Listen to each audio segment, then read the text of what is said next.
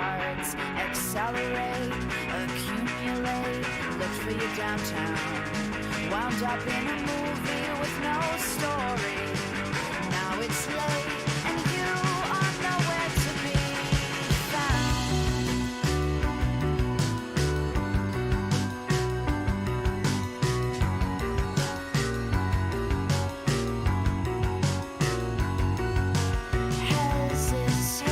Hesitation's always mine. Hesitate outside the times. With all I don't say, with all I don't do, I'm sending you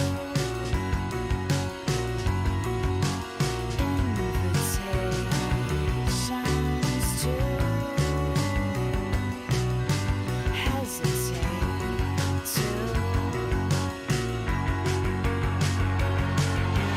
Every 10-year-old enemy soldier thinks falling bombs are shooting stars sometimes, but she doesn't make wishes on them.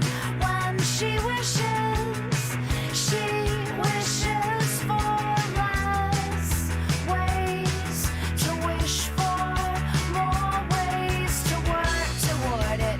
10-year-old enemy soldier, our falling bombs are her shooting stars.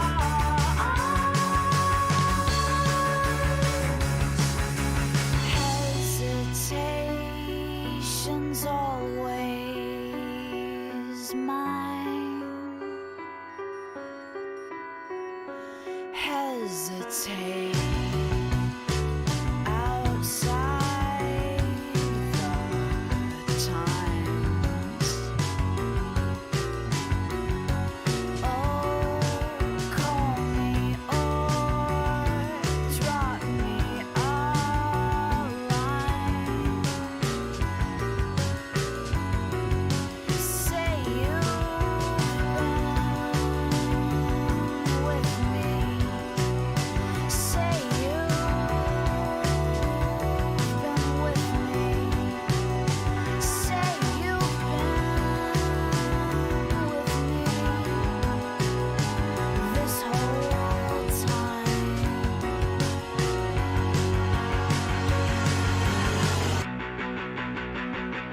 Old world underground, I never knew you, but I've seen your face everywhere there was a farm.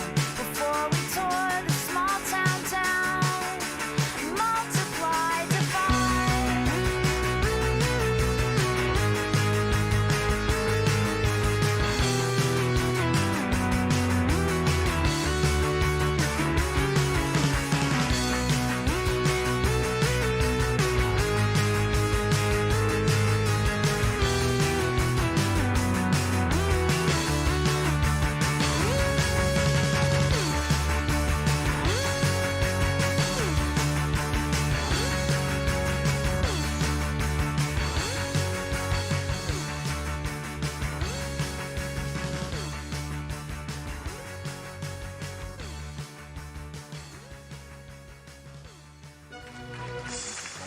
Yeah.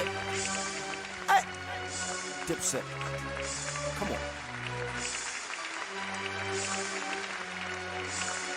Blackout. Let's do it. Dip, dip, dip, dip, dip, dip, dip, dip, dip, dip, dip, dip, dip. Now this here's that bomb diggy, diggy, diggy dang, the Don's with me. Killer, a killer nigga, you think about harming me. Capo's corrupted, he's the wrong vibe though to fuck with. Labeled and known as a young Pac to the public, and me, human crack in the flesh. I'm the last of the best. One word to describe me, spectacular, yes. So stay calm, shorty, when you see that Palm 40, I pop it slow, you rock and roll like Bon Jovi. So don't fool with the click, Don't fool with the dips. You will die, you will lie in a pool full of shit. When that gun with the clipping, start dumping and ripping at y'all head, y'all some dead some of my bitches. You give a chick hard dick and bubble gum. I give a chick a hard brick and bubble yum.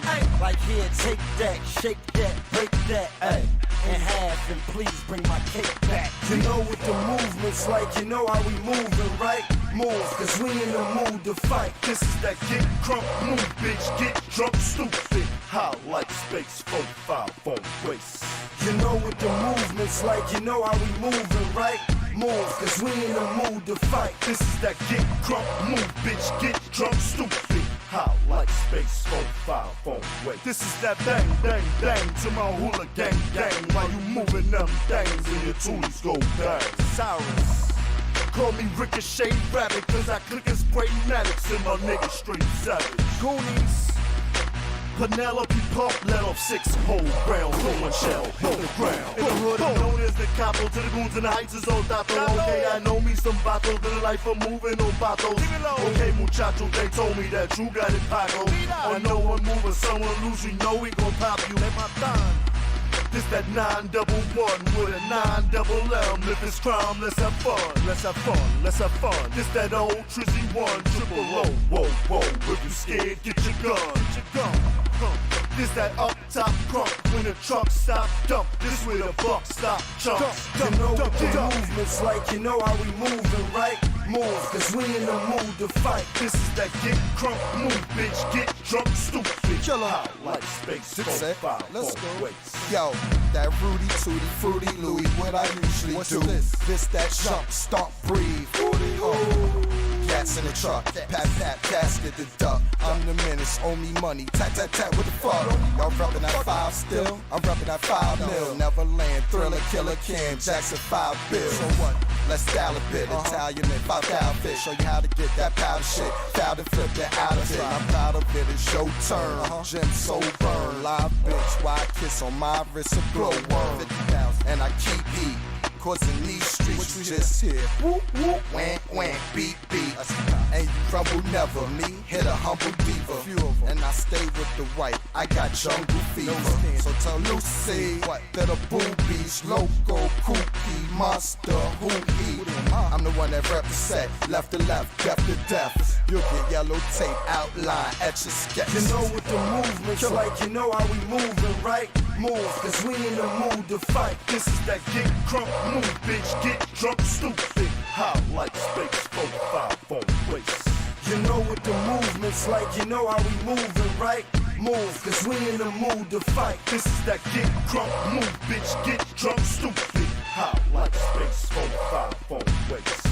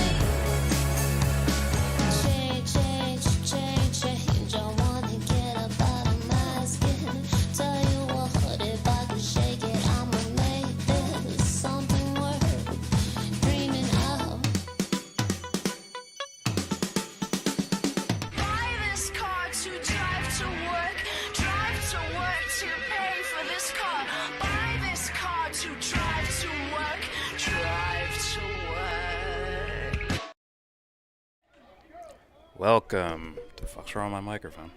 Welcome to the Yellow Brick Road. I'm Jordan, and tonight we are watching Mike Tyson versus Roy Jones Jr.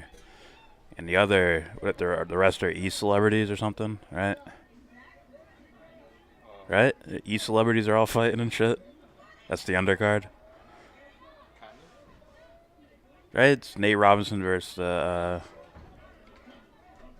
but it's like that's what we're watching. That's right. But first, please consider sharing and hopefully donating to Devon's Journey to Recovery. GoFundMe link is in the description box. Share that shit everywhere. Make them open back up so you can give your money away. That's right. Alright, let's see what we got here. Karen, what's up, Karen? Toasted. Toast says Nate Robinson fighting Jake Paul. Yeah, the E-celebrity guy. Reese. Never seen you before, but what's up, man? Yo, is this the only main event? Well, there's usually only one main event per fighting event. So there's other fights before that. I think there's like 2 or 3 or something. Liam, what's up, Liam? Muay Thai. Audit Press. I think I saw Propaganda earlier. Jack Sith. Jackie Boy. There's also UFC on, which I can play on the side, I guess. I know the main event was canceled, but the other fights are still happening.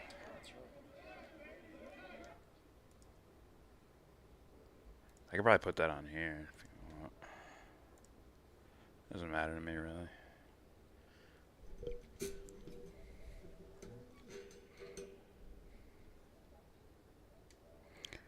Oh, are you going to stream just the main event or all the fights? I'm not showing the fights if that's what you're asking. That will not be happening. You can try crackstreams.com. I think there's other YouTube channels actually showing the fights, so if you're here just to watch that, then by all means, we're not going to be showing it, so go find a spot. There should be plenty of shit out there showing it. Quality, I can't promise, but I'm sure the fights will be on in other places.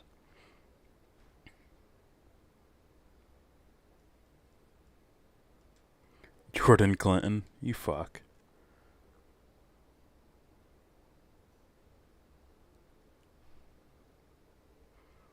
Don't listen to Muay Thai. He might be... Muay Thai might be he might send you to a snuff film website. You don't want that on your browser history.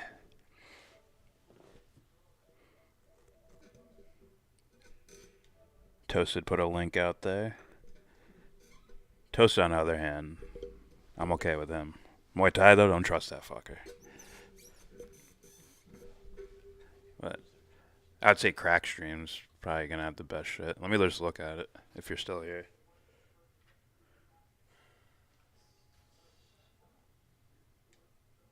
Yeah, they're gonna have it on there. Crackstreams.com. You didn't get it from me, though. Huh? Alright, so we are open for business. You guys can recommend videos.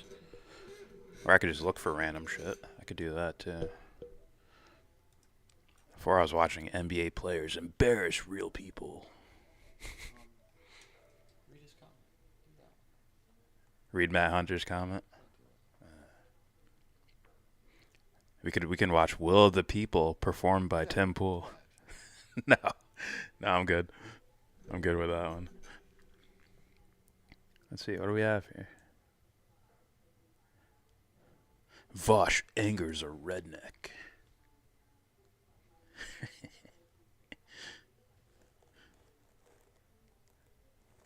Had some weird shit recommended to me. The Last Jew in the Village? The freak? And it's from a documentary, though, right? Showa or something.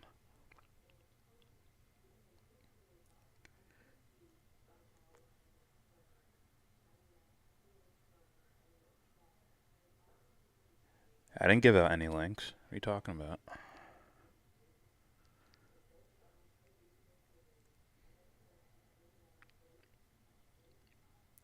Blah, blah, blah.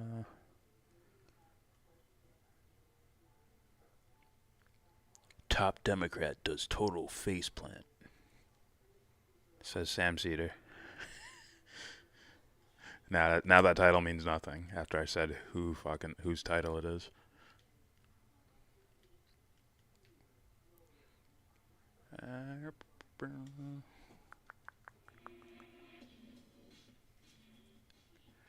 The fuck is Destiny doing? Fedmeister exposes Pokimane. It's like, what the freak? Yeah. That's right. As Corbett would say, follow the money. You'll see why.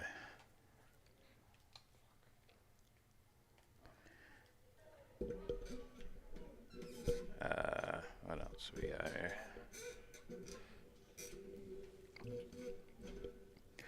Baked Alaska is making a stream house thing. Would you join? Baked Alaska. I heard of that guy. And I want nothing to fucking do with that person. Unless he wants to get wrecked. If he wants to get wrecked, he's a dude that, here, let me look this up, actually. Who did the video on him? Someone did a video on that guy. Of him, like, swapping ideologies. Where just follow the money, basically. He went from... Was he making, like, rap videos?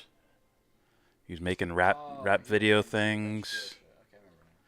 And then... I doubt that. And then he went full on, what is it? Alt-right. He was at the Charlottesville rally thing. Saying whatever the fuck they're saying. You will not replace us. Whatever the fuck. And then someone exposed him there, and then he moved on to a different gimmick. Like, yeah, I want nothing to do with that guy. Unless he wants to get wrecked. I'll wreck him. If that's okay. I know his manager, and I can get you in the house and maybe red pill him. That sounds so sus.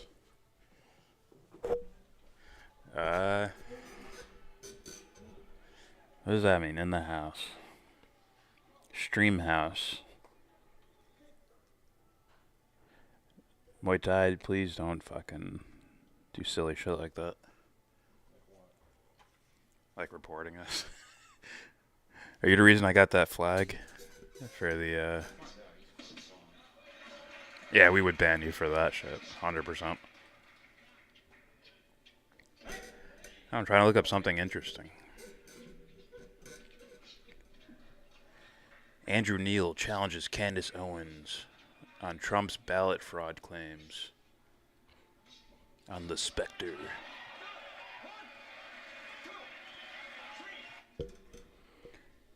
Huge news all day in the world of freedom fighters. James Freeman was beaten by a cop, tased, and arrested last night. He got charged for assaulting an officer. Officer's knuckles were bleeding.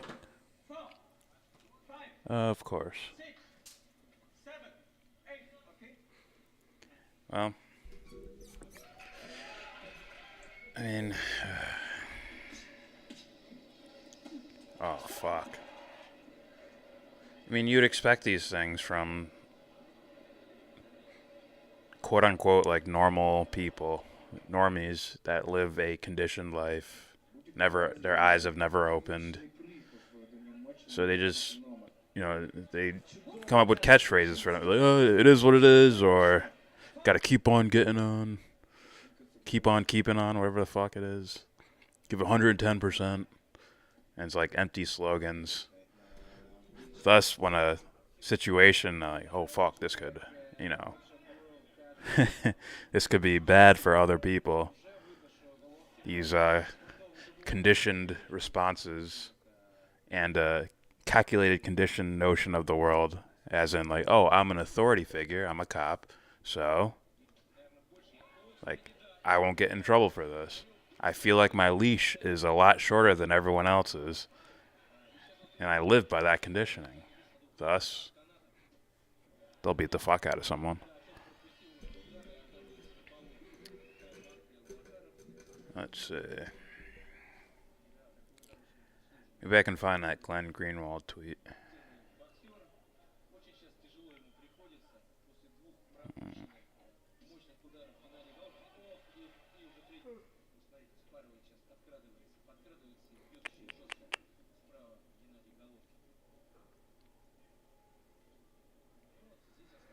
Let's see.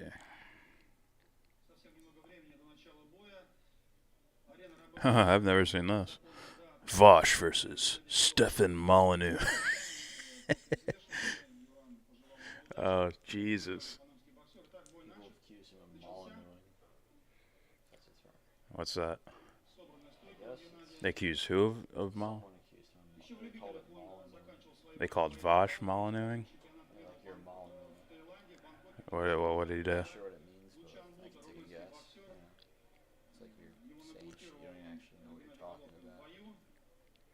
Look at these little fucks. Like, Biden won? Okay, back to e-celebrity bullshit. This guy, this fucker, the fucker next to him. They're like the same person.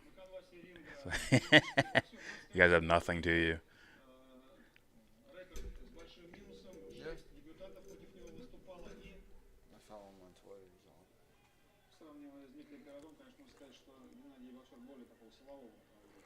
Now, who is James Freeman? I don't know who that is. Have I heard of this person?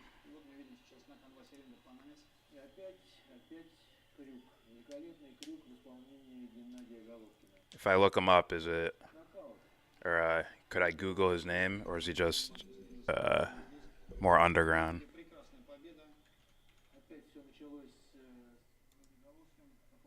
Is he this guy, a journalist? Oh, okay. James Freeman is an American journalist. This can't be the guy. You know, I'll watch this on YouTube. This guy, I guess, is.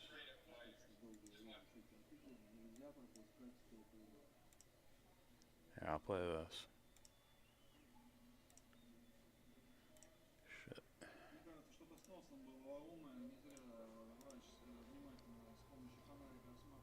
Freedom fighters, just want to give you a quick update. James Freeman arrested and tased by tyrant cops, Arizona State Police, somewhere down in Arizona, probably near Tucson, Arizona. I just wanted to give you guys a quick update.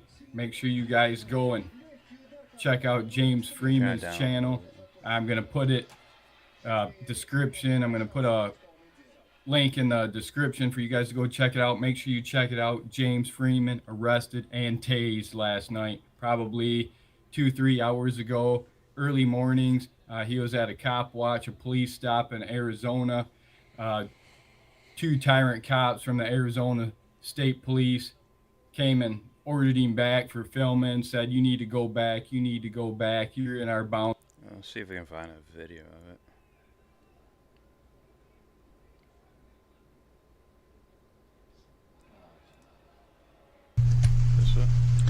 Good day, folks.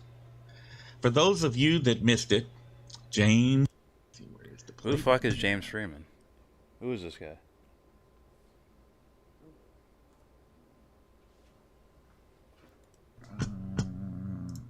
There we go.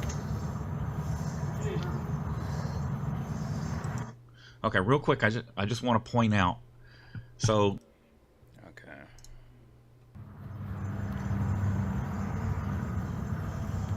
It's a traffic stop. I've given you twice as much space as you need. Guys, it's DPS in Arizona, Highway Patrol. It doesn't matter how much fucking tape you put up, you dumbass. All right, then tell him to chill the fuck out. Let me record. Let's just all be quiet. Move on. You look like an idiot. What? No.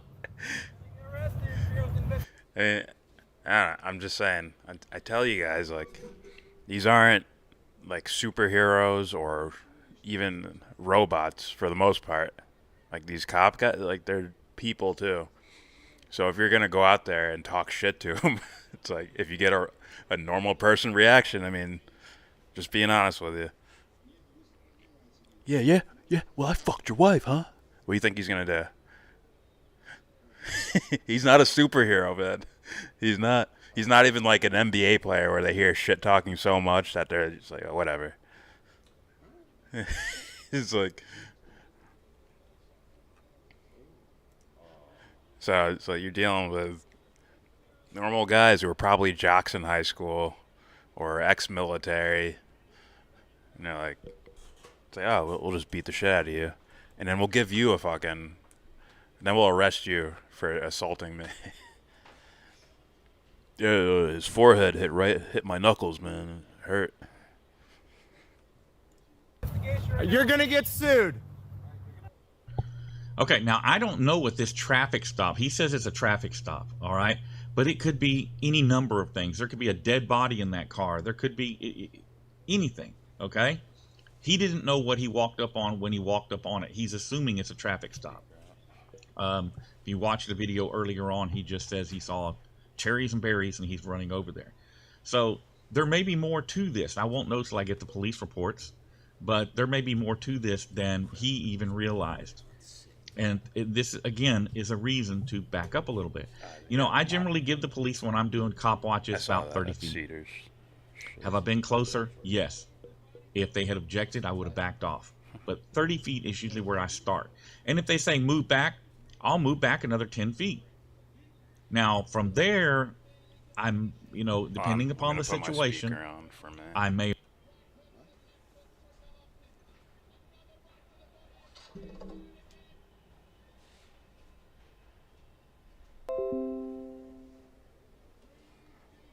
Hopefully that's not too loud. May or may not give them more room if they request it. Generally speaking, I'm not. Okay, because at that distance, I'm not a threat. You know, if somebody wants to hurt the police, and James says this all the time, and he's right. If I wanted to hurt that cop standing there, I wouldn't be walking up with a camera. And he wouldn't see me coming. I'd have walked up and pop, pop, pop, pop, pop. Or stood back 100 yards with an AR and pop, pop, pop. Okay? This whole thing is their need of control is part of the issue. However, by law, I'm watching that next. James was obligated Vosh to explodes retreat, on and socialism. do so. Trump, What's gonna Biden happen debating because of it? fascists. Well, it's of course, you're predictable. comfy on David Pakman's show. Little psychopath. You guys can't just put up tape every time you want to move a camera. Actually, you can put up tape and make people move back, whether they have a camera or not. It works like that. I'm sorry to say it, and I hate it, but that's exactly how it works. No, that's not the way the law works. All right, guys. You got my lawyer on the phone. This is going to be it. You made your favorite noise. I need names of everybody getting... You went. I can't even do it. All right, let me,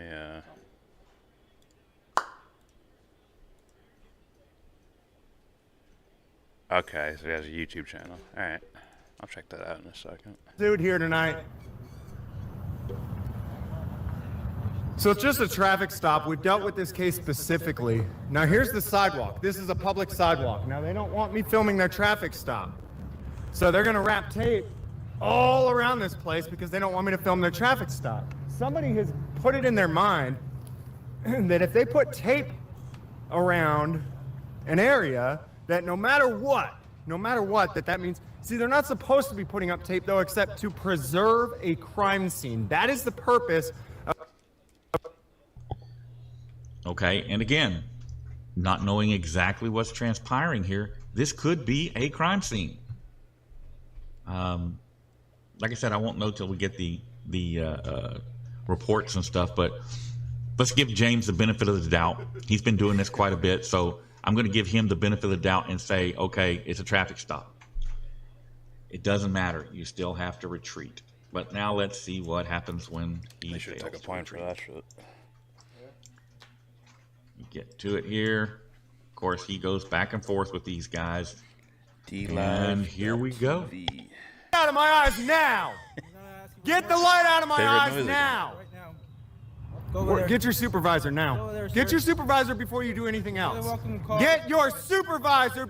The psychological technique that they're trying to do, which is to disorientate someone by putting very bright lights in their fucking eyes. Oh yeah. See, a normie will flinch because what? They'll be a little disoriented and. You really do that? Yes. Wow. That's the other than the see, like right there, he can clearly see the guy, but he'll take out his giant fucking flashlight and be right in your fucking face. Like particularly to disorient someone. It's definitely a part of a technique. I'm very sure they're trained to do that. Very sure. You can probably look that up. 100%. Before you do anything else. I'm not gonna ask you again. Nicely to step out. I'm telling you nicely, no thank you. Step out of the perimeter. There's no perimeter. Okay. Yes, sir. What are you gonna? No, leave me alone. Leave me alone. Go do your job. Go do your job. Leave me alone. Yeah, they don't like it. I'm asking you nicely to leave me alone. There's no fucking perimeter. I can be all the way up there on the sidewalk. I gave you a ton of space. I could be up on the sidewalk. I can be on the sidewalk. I gave you a ton of. All right, I'll go be on the sidewalk. Then let me stay here where I think it's a safe distance rather than up close to you on the sidewalk. What's up, Danny? Now, what do you think would have been a good thing for him to do right there? The traffic. Okay, so I guess this guy's in more of a criticism of James Freeman. The crime scene tape that they put up is right by the car. Why not relocate to in front of the car, outside the traffic tape, outside the crime scene tape, and film from there? It's a good spot. Why not do that? Why? I don't know.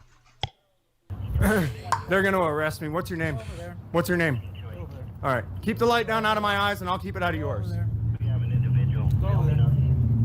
Go over there. Yeah. Go over there. Keep the light out of my eyes. Just keep your light down out of my eyes. You're making but they it. still have the fucking camera. There's no. Shut up, dude. Go from a perimeter. So last time I'm gonna. What's your name? What is your name? Then I'm gonna tell you, step over there. What is your name? Sir, go over there. What is your name? Get your supervisor now. I told you to get your supervisor. Now do it. I'm telling you now to step over there by the sidewalk. Are you disobeying a lawful order? I'm telling you, step over there. It doesn't have to be like this. Go over there. Leave me alone. Don't touch me. Don't touch me. Get your fucking hands off of me. Get your hands off of me. Get your hands off of me, you fucking piece of shit. Fuck you. Get off of me. Stop resisting. Get off of me. Get off of me. Get off of me. Stop resisting. Get off of me. Stop resisting. Stop punching me. Get off of me. It's just a fucking camera, you dumbass. Get off of me. Get off of me. Let go of my camera, you piece of shit. Get off of me. Get off. Go Get on your off. stomach. Get Open off. the case. Turn around. Get off. Turn around. Go on your stomach. Get off. Go on your Turn stomach. around. Get off. Go on your stomach. Get Turn off. Turn around. Get off of me. Get on your stomach. Ah! Get on your stomach. Stop tasing me. Ah! Ah! Ah! I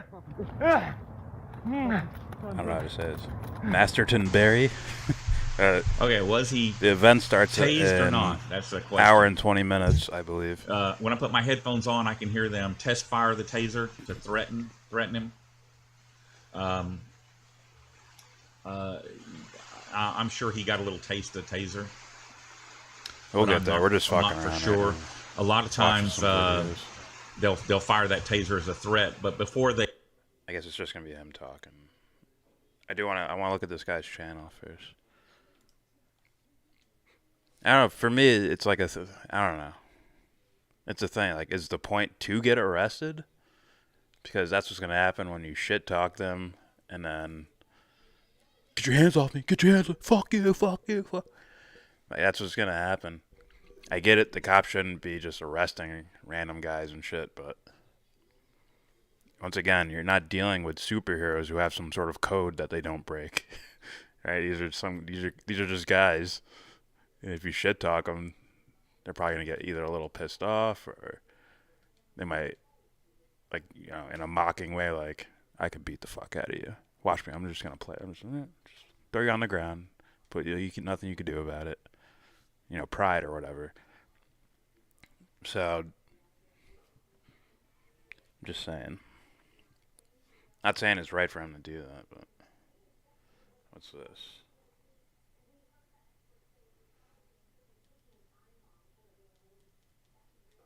Okay, so is this what he does? He confronts police officers? Alright, is that what this is? It's usually a little bit suspicious when people are filming government buildings. Is suspicious a misdemeanor or a felony? Why you gotta be smart on me, dude? I'm asking if it's a misdemeanor or a felony, dude. Hey, what's up, everybody? It's James Freeman. I give him a little bit of savage points for that. I give him a little bit. I give him a little bit of points for that. We're out here at the Torrance County Dispatch Center.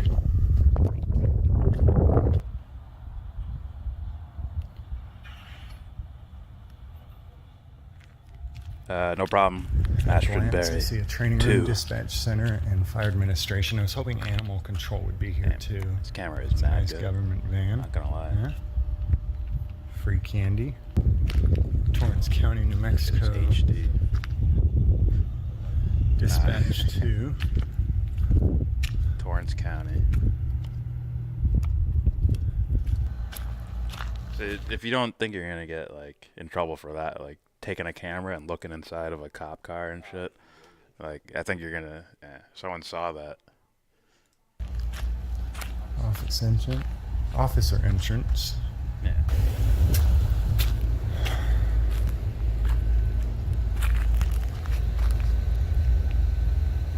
That's why. Yeah, I need to know, like, what his point is.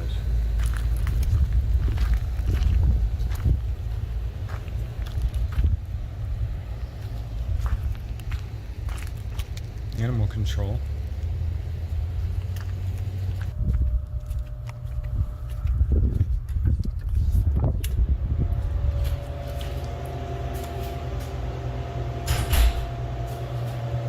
It just opens the door.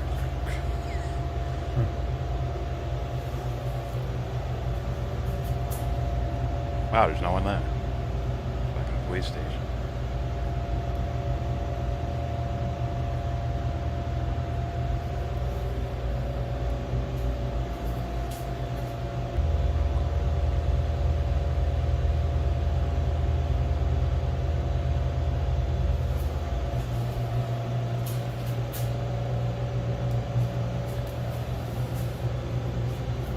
Just do live right now. Yeah, fuck yeah. I'm super down. I think it's good if we kind of congregate here for like That's the next couple hours because everybody Ethan Ralph's coming and like. And I know Okay. Dope's trying to get with Captain to get his It's shit off Bake the RV Alaska too. guy. So not here, but he's trying to knock that out Forgot. before they leave or some shit. Might have been the He bait left some frequency shit in the guy. RV or apparently. Yeah. Anthology series Yeah, so we'll about just chill here for Florida next couple history. hours, then we'll go out tonight. I'm good with it. All right, cool. I'm good with it. Hell yeah. He moderated a Okay, Jared cool. Taylor fucking debate. What is this?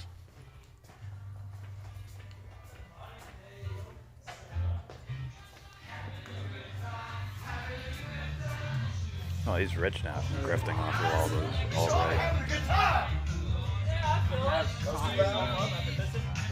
Cotton mouth. Yeah, but he probably fucked This guy's got that cotton more money mouth. to keep it going.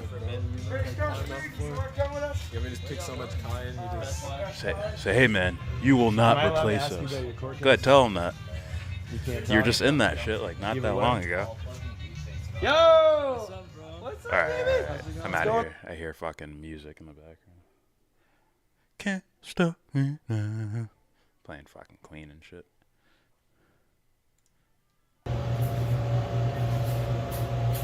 Oh, thank God. Hey, I was just looking for animal control. No. Sorry, I didn't mean it. Is it the fire? No, that's fire, and that's... Okay, because there was a sign above the door that said like fire something. No, that's gonna be a... Okay, all right, thank you. I didn't mean to bother you, sorry. All right.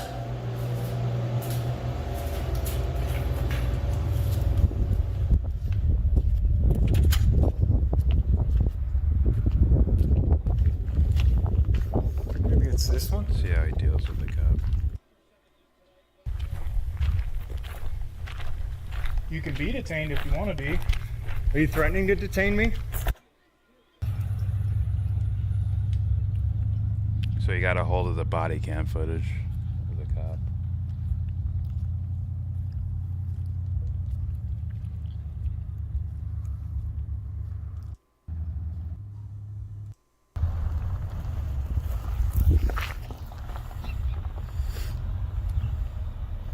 Circle the wagon. Hey man, come here. What's up? Come here. Why? They will call and want to know what you're doing. Okay, am I detained? No. Huh? No. All right, I'll see you guys later. I can talk to you as much as I want, bro. All right. What are you filming government buildings for and asking questions about the vehicles? You can be detained if you want to be. Are you threatening to detain me for recording? It's not really a threat. Are you threatening me for recording? Am I detained or not? You trying to intimidate me? No, I'm trying to talk to you about why you're filming all these Instantly government buildings. Is that any of your business? Yes. Why? Because I got a call for service for it. For recording buildings? Is that illegal? It's usually a little bit suspicious when people are filming government buildings. Is suspicious a misdemeanor or a felony? Why are you smarting me, dude? I'm asking if That's it's a just a funny misdemeanor or a response. felony, dude. I can talk to you about harassment. That's a misdemeanor. What the dude, what's your name? My name is Deputy Swatsworth. You're gonna try and make up a crime for recording in public? Deputy Harassment. what? Swatsworth. Swatsworth, huh? Yeah. Alright. Are you done? No. You're gonna keep this up?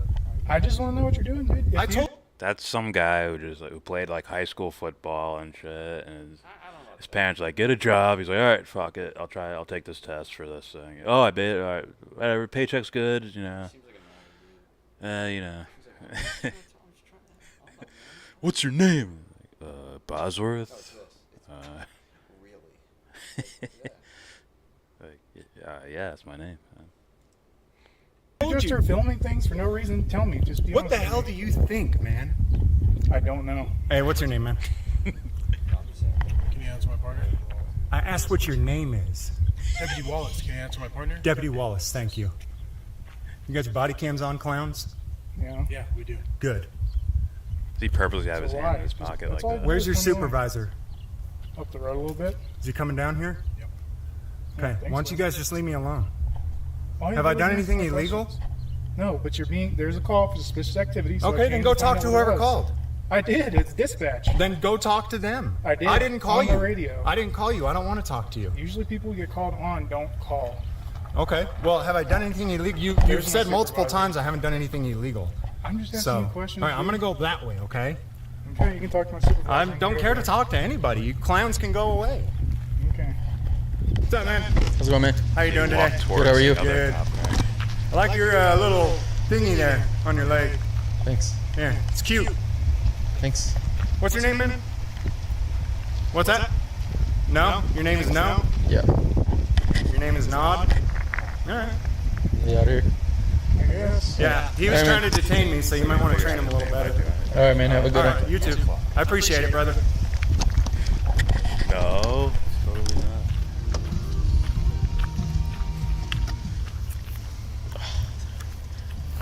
You're pretty stupid, aren't you? His name's like Shannon. Yeah, you're pretty fucking Hey, dumb. hey, man. Don't be rolling up on him like that, though, Shut okay? up, dude. There's nothing illegal about me walking You're up walking here. pretty aggressive towards him. I'm not aggressive. Shut the hell up and get out of here. I was on any of that language, not aggressive. Dude, you guys are clowns. It's your first rodeo? Like, Get in how's your that truck not and get out of here, you stupid clown. That dude's like, in the back of that dude's mind, Alright, he's cool, like, let's I hang can out. beat the living shit out of you. You got anything to Wait say? till I'm off duty. I've said everything I needed to. Yeah, say something stupid into the camera for me. Huh? Oh, you already did. You've been saying something stupid ever since He you looks got here, huh? bewildered. The longer you stay He's here, the like, dumber "What?" you look. I don't care, though. I mean, for He me... looks just bewildered. Yeah, you tried to detain me, though, That's didn't so you? funny. Yeah. And you aggressively walked up on me. Good. Yeah, smart man. You're a smart man. You're a dumb man. You're a freaking idiot, dude. You're a clown. Have a good one, guys. I expect better next time. What's that? I don't even know, man. I wasn't here.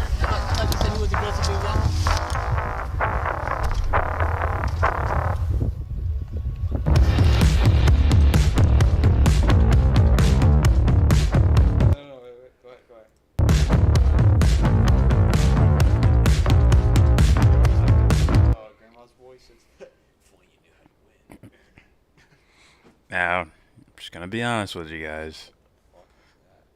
I don't know. This makes me think like, oh, I can see why a normal, like just some guy, whether he's a creeper or not, I don't know. But I can see why even a normie guy that's a cop would just beat the shit out of him. And unless it's a social experiment to be like, see, these guys aren't superheroes. So one of them's gonna, break at some point and try to beat the shit out of me. Oh shit! What's up, Tony? Just left the Last American Vagabond stream. Uncle Drew, what's up? I was watching some of his, I think it was yesterday's stream on his second YouTube channel or whatever, talking about the assassination of that nuclear scientist guy. Alright, should I play this? This could be funny. Is it just me, or does that look like Auschwitz, like the gate to Auschwitz? I don't know why. It kind of looks like I'm at Auschwitz, doesn't it? Or is that just me? Kind of looks like the gate. Oh, that's someone. I think. All right. It's called like cringe compilation.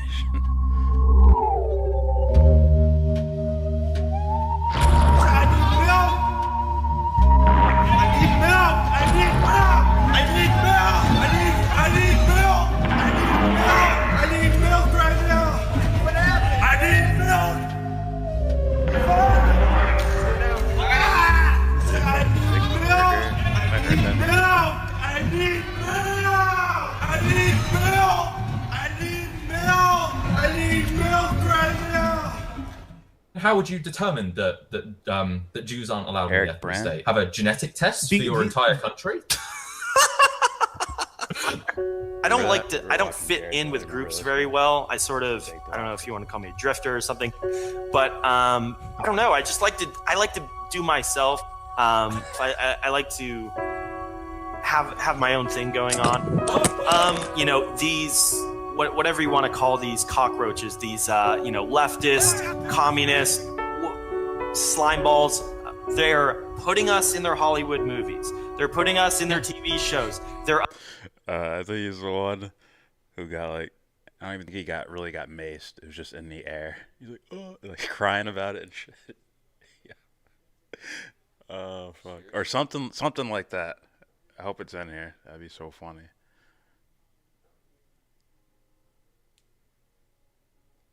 I got pepper spray. I got fucking pepper spray. Thank you guys. I got fucking pepper spray. I need milk. I need milk. I need milk. I need milk. Keep streaming. I got it. Gotta go. Keep streaming. I got it, mate. Keep streaming me. Someone. I'm streaming. So get someone to stream me. I got it. I got it, Bakes. Okay. It's Rick Wright right here. I got it. Okay. What is my people saying? All right. Damn, that sucks. Milk. I need more milk. I need milk. I need milk. I need milk. Is when people are like, they're like, did you actually get sprayed with anything? His eyes just look normal and shit. Like those shit should be red all on like the skin. I need milk. milk! I need milk! Keep streaming me. Someone. I'm streaming. Keep streaming me.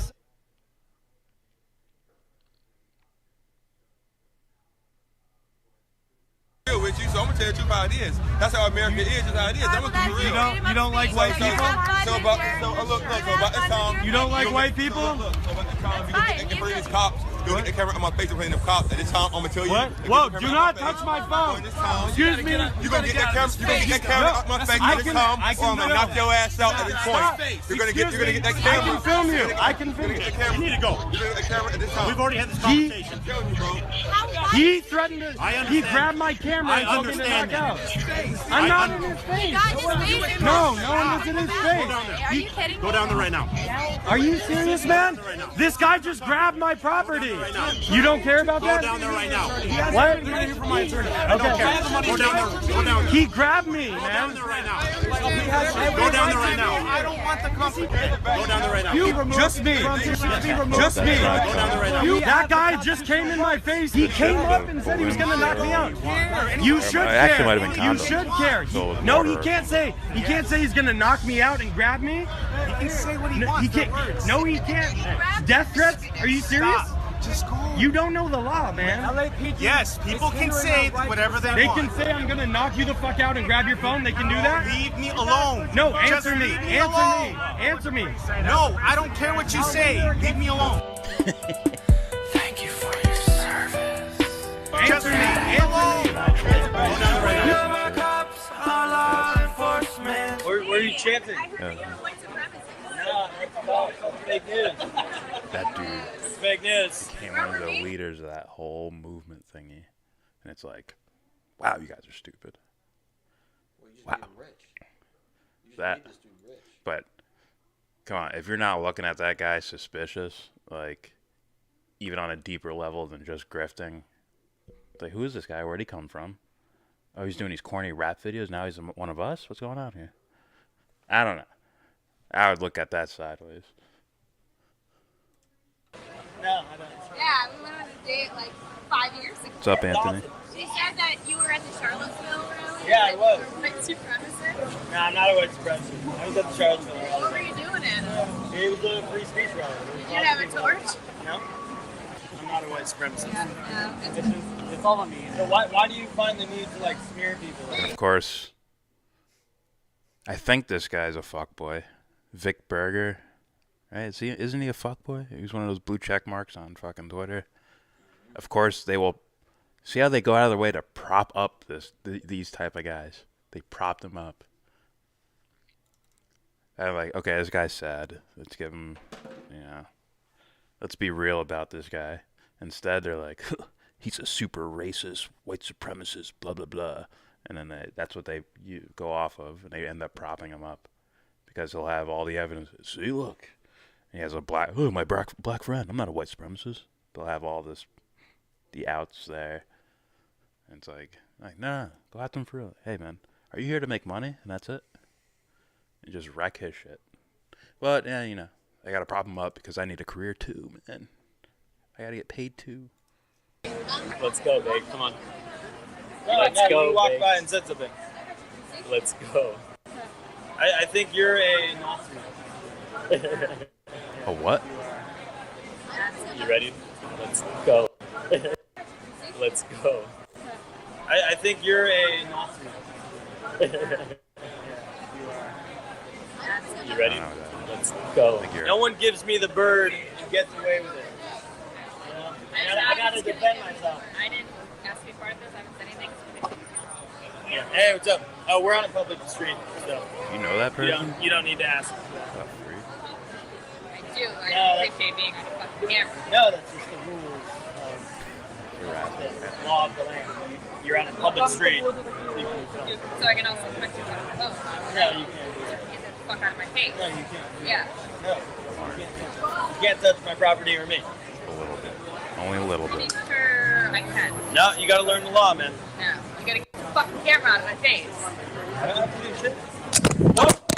Whoa! What the fuck? I asked you to get it out Cops? of my face. You just broke Officer. my phone. Not my phone. Officer. You owe me a phone. No. Yeah, it is. No. Yeah. Take this Yeah, I got it. Okay. Snap it in half. I gotta call the cops. You just broke my phone. Wow. Look at this. She just broke my phone. iPhone 7. All the fucking cops are getting on my Yeah, you owe me a phone. All right, so how do I gotta file a police report here. Hey, I had a lady just assault me and break my phone, and I'm here in Hollywood, and the cops are on their way. She has to stay here. All right, so they're letting him in the club right here.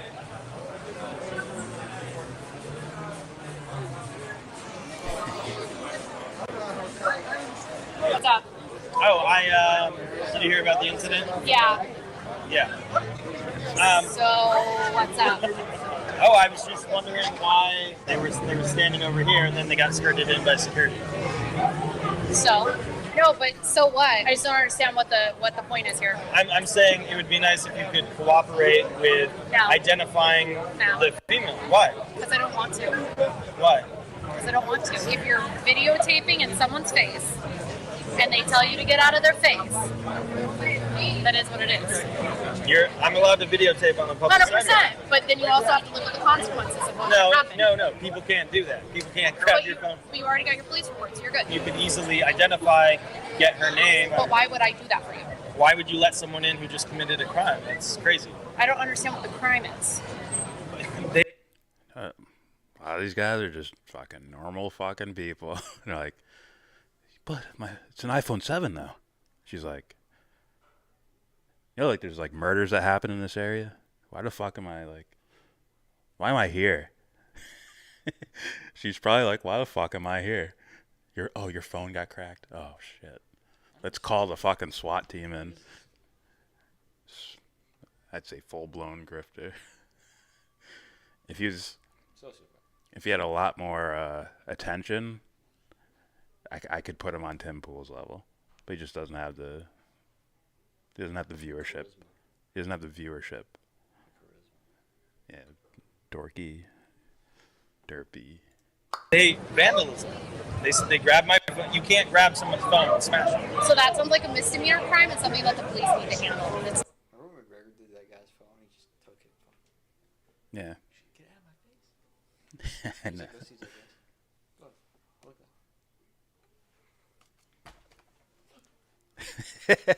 It's all on tape. It's nothing I can handle. You're not gonna help? Bro, could you please help me? Like, it could be so simple. All right. Also, I don't believe that you should be able to videotape just anyone. My personal opinion of it. Well, if you did it to me, I'd do it too. You would do that too? 100%. You would smash my phone? Yes. Why? That is against the law. The GM of Playhouse said she would smash my phone. He's not actually. Oh, she's not a. No. You look uncomfortable. What's that? You're gonna stand here? Yeah, I'm just going to show you what it's like to make people feel uncomfortable. All right. It's not illegal. It's not illegal. It's in your personal space. Watch him like mute it. Which makes people uncomfortable, irritable, it's provoking. Mutes it.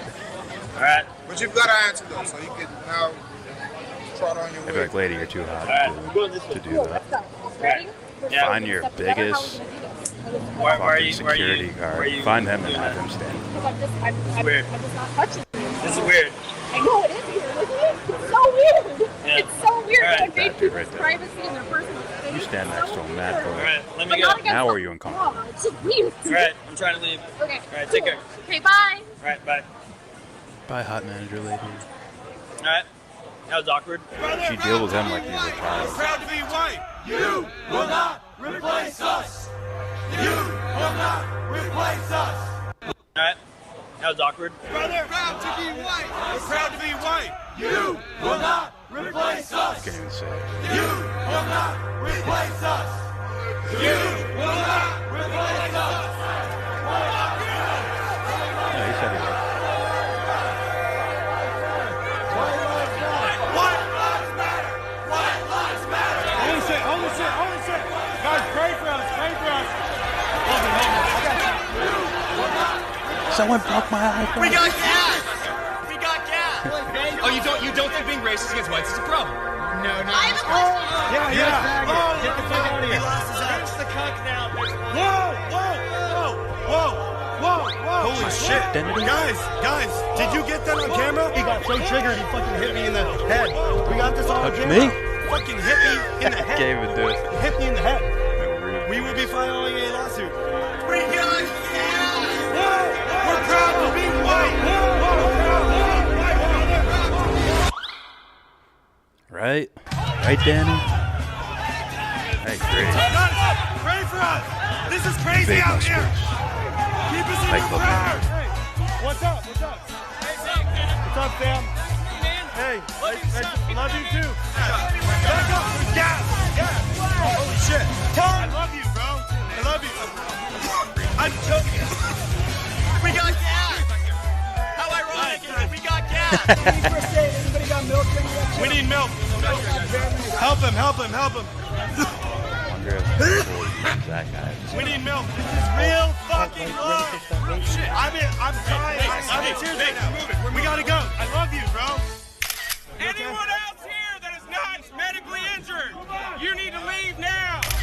You gotta go. Love you, fam. Keep. So they're doing that to paint him as a racist, even though he's just a grifter. Like he already switched things. Like you saw that shit. I was just playing the D-Live video. It's him at a fucking like house party or whatever. So it's like, follow the money. Keep praying for us. Thank you. We need milk. You wanna fucking see this? You're You're a fucking idiot. Have you been Get to a fucking Detroit? job. You Have you probably been live to on St. fucking Louis? welfare. You're a joke, bro. No one likes you. You're a How joke. much work has the SPLC done to counter anti-white racism? Yeah. Anti-white racism? Oh. How much have you guys for anti-white racism? Yeah. Anti-white. Oh, that's James Alsop. That's the guy who's like, oh, get out of the way, guys. Richard Spencer's coming. Fuck Richard Spencer. Yeah, fuck him, yeah. That's one of the most embarrassing things that caught on video of all time. guys, look, it's Richard. I don't like Richard. Yeah, me neither. He's like, you fucking. Oh, shit. That's nice. I wish I could find that. Did I do a video on it? I don't want to see it. I might look it up. I might look. It's so funny. White racism? How much have you guys done to What's counter up, Zach? anti-white racism? Black Lives Matter that call You for knew? death Like you of knew. white people. Oh, you don't think being racist against whites is a problem? No, I not have this a guy. question. Oh, okay. I have a question. Why are your buddies all neo-Nazis, Baked? My buddies aren't. My buddies aren't. You were marching with him. You were marching with him. No. Yes, you were. No. You will not replace us. You will not replace us. And every time you call me a Nazi, I get more powerful. So keep it up. You're a faggot. Like, message. It's like, yeah. Every time you call me a racist or a Nazi, I get more powerful. It's like, he's right. He's right. You idiots. Yeah, I know. Get the fuck out of here. This guy's stalking me. He's been following me. Yeah. Oh, look at him. He lost his ass. the cuck now, bitch boy. Whoa. Yeah. What's up, man? This dude just fucking hit me. What's up? He fucking hit me. I saw it. Yeah, got that on tape, bitch. Get the fuck out of here. One more motherfucker. He hit me in the face. Yes, you did. Get the fuck out of here. Where's my hat? You were laughing at my hat. You just Dennis. We're defending ourselves. He fucking hit me. Dude, the SPLC got so triggered he fucking hit me in the head. That was SPLC? Yeah. Oh, dude. It's only fitting this guy gets beat the fuck out of the whitest dude. Clearly, someone took that dude's hat in the first place. Now,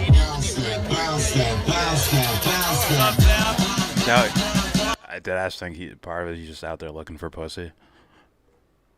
Like, he just goes to clubs. Yeah, I'm that guy.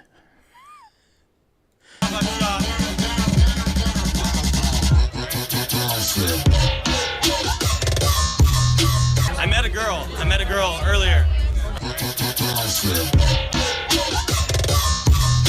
Everyone, this is Kendall. I've been telling them about you. What did you say? I said I met a girl named Kendall. No, I said good things. I said good things. Walking you home. Thank you. Walking her home. Kendall, when are you going to invite Tim to meet your parents for dinner? My mom was just here. Okay. There's Blue Jam Cafe. See? Yeah, that's where I'm taking you. That's where I'm taking you for the day. Oh my God! Somebody said "fucker" from behind. Hey, stop! You're bad. Hi. Fine white lady. See? Oh, you can Nice, call him whatever good. you want, Hector. Hey, chill. You can call him whatever you want. You can call him racist or whatever. I'm just saying this is what's gonna happen. He's gonna have. He has right now in his house. He has a whole fucking binder full of photos he took with random black people. See, I got black friends, and then that leaves a little bit of doubt in other people's minds, and then there you go. He gets boosted, and usually the person calling him racist gets boosted too, because people start separating into teams and shit, and we find no real solution. So that's why. Yeah. That's why I look at some of these guys funny. I'm just saying. I mean, a lot of these guys operate in a strategical manner anyway, so it's like that's bad strategy if your goal is to take someone like this down. I just, like, you walk into the conversation as, like, he's a brand new fucking person. You just expose him without even having to call him anything. But I don't know, I can't read your thoughts, but here's what happened on paper and on film and all this shit, and this could lead one to believe this. I'd honestly just mock his lack of knowledge on probably a whole bunch of things. That's where I'm taking you for the day. Oh my God! Somebody said "fucker" from behind. Hey, stop! You're bad. Hi. Fine white lady. See? Nice. Good. Hey, chill. Fucker in Chill. all 3 holes. Wait, what's the third? What the fuck? I didn't know there was a third. All right, take care. Bye. Well, okay, so then how do you go about it? Just I'm out. Dig him? What the fuck is that? You guys are cock blocks. You embarrass him with shit like this. That's what I do. There's no need to call. I honestly don't even think he's a racist. I don't think he's racist. I think he's a grifter out for money. Meaning he's looking for groups to leech off of. Honestly. We were just watching his live stream where he's talking to some black dude at his house, at his little house party thing. You saw his fucking little corny rap video thing. Just saying. I find no need to call any of these guys racist. I do point out, like, why, like, hey, this is why people are going to call you this, because you do shit like this. But honestly, racism is, to me, if you're me and you like looking at things like psychology, it's a watered down, incomplete term to use, I would say. Anyways. You guys are cock blocks. Complete cock blocks. They call it. Woo! Say thank you, YouTube. Take it back to your college days.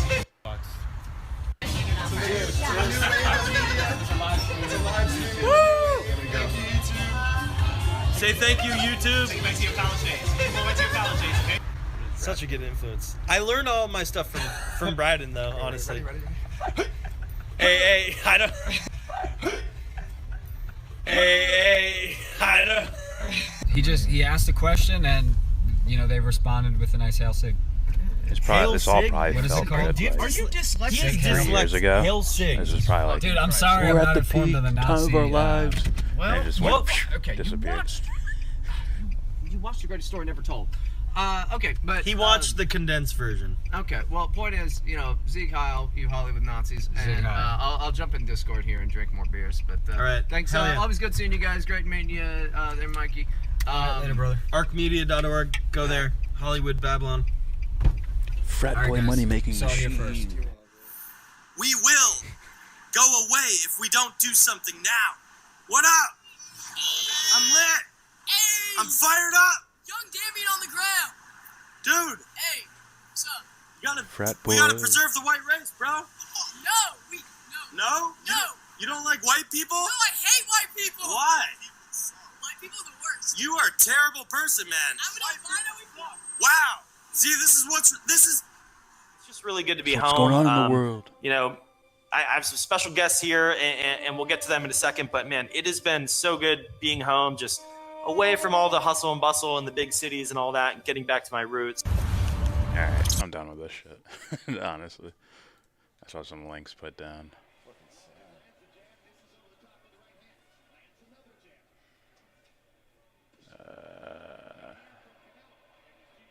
Did I pass it?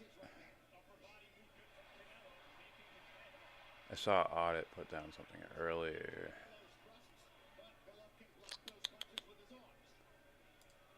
Is this one? Hey, go my fuck yourself! Oh, we watched this. We watched this last time.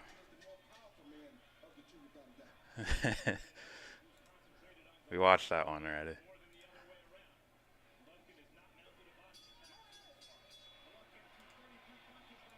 This is from Karen. Oh boy, there's music playing. Sounds like decent production too, I'm afraid.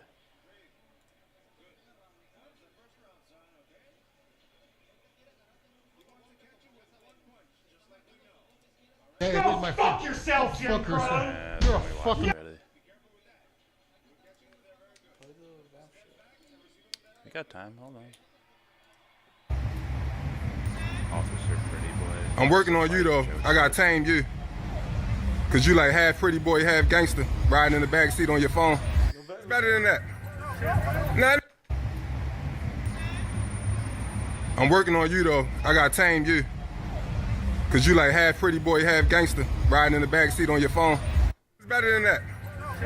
Nah, ain't no go nothing. Get out the goddamn car. Fuck you got attitude for, boy. Calm down, nigga. Fuck wrong with you.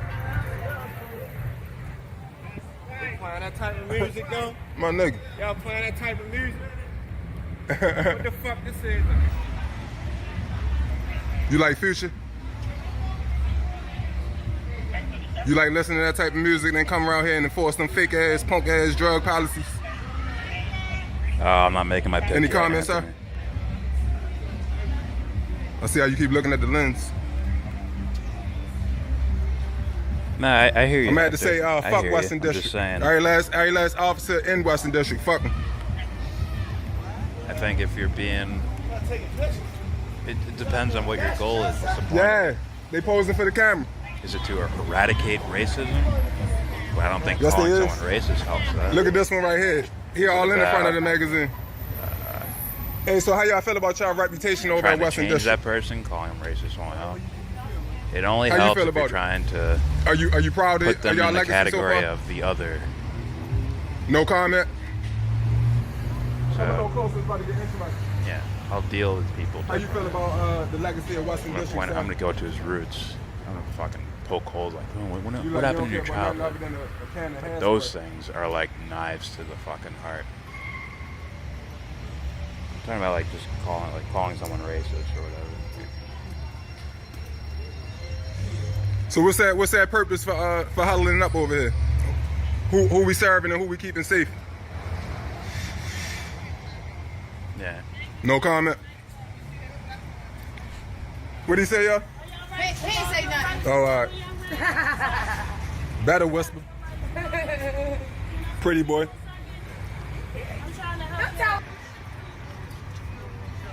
Follow your leader.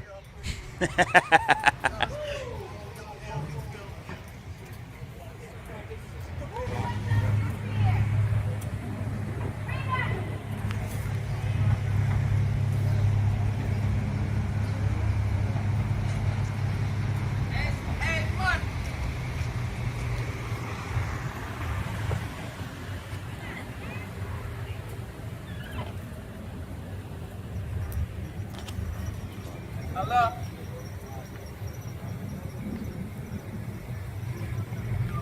Hello? Yeah. I don't know if that'll burn. Could burn out the wires. And they have a little black one attached to the bigger one. Hey, look. We ain't got no problem.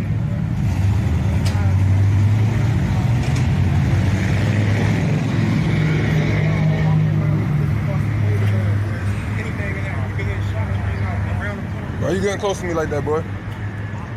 Why you all in my face like that? Officer. Hey, humble.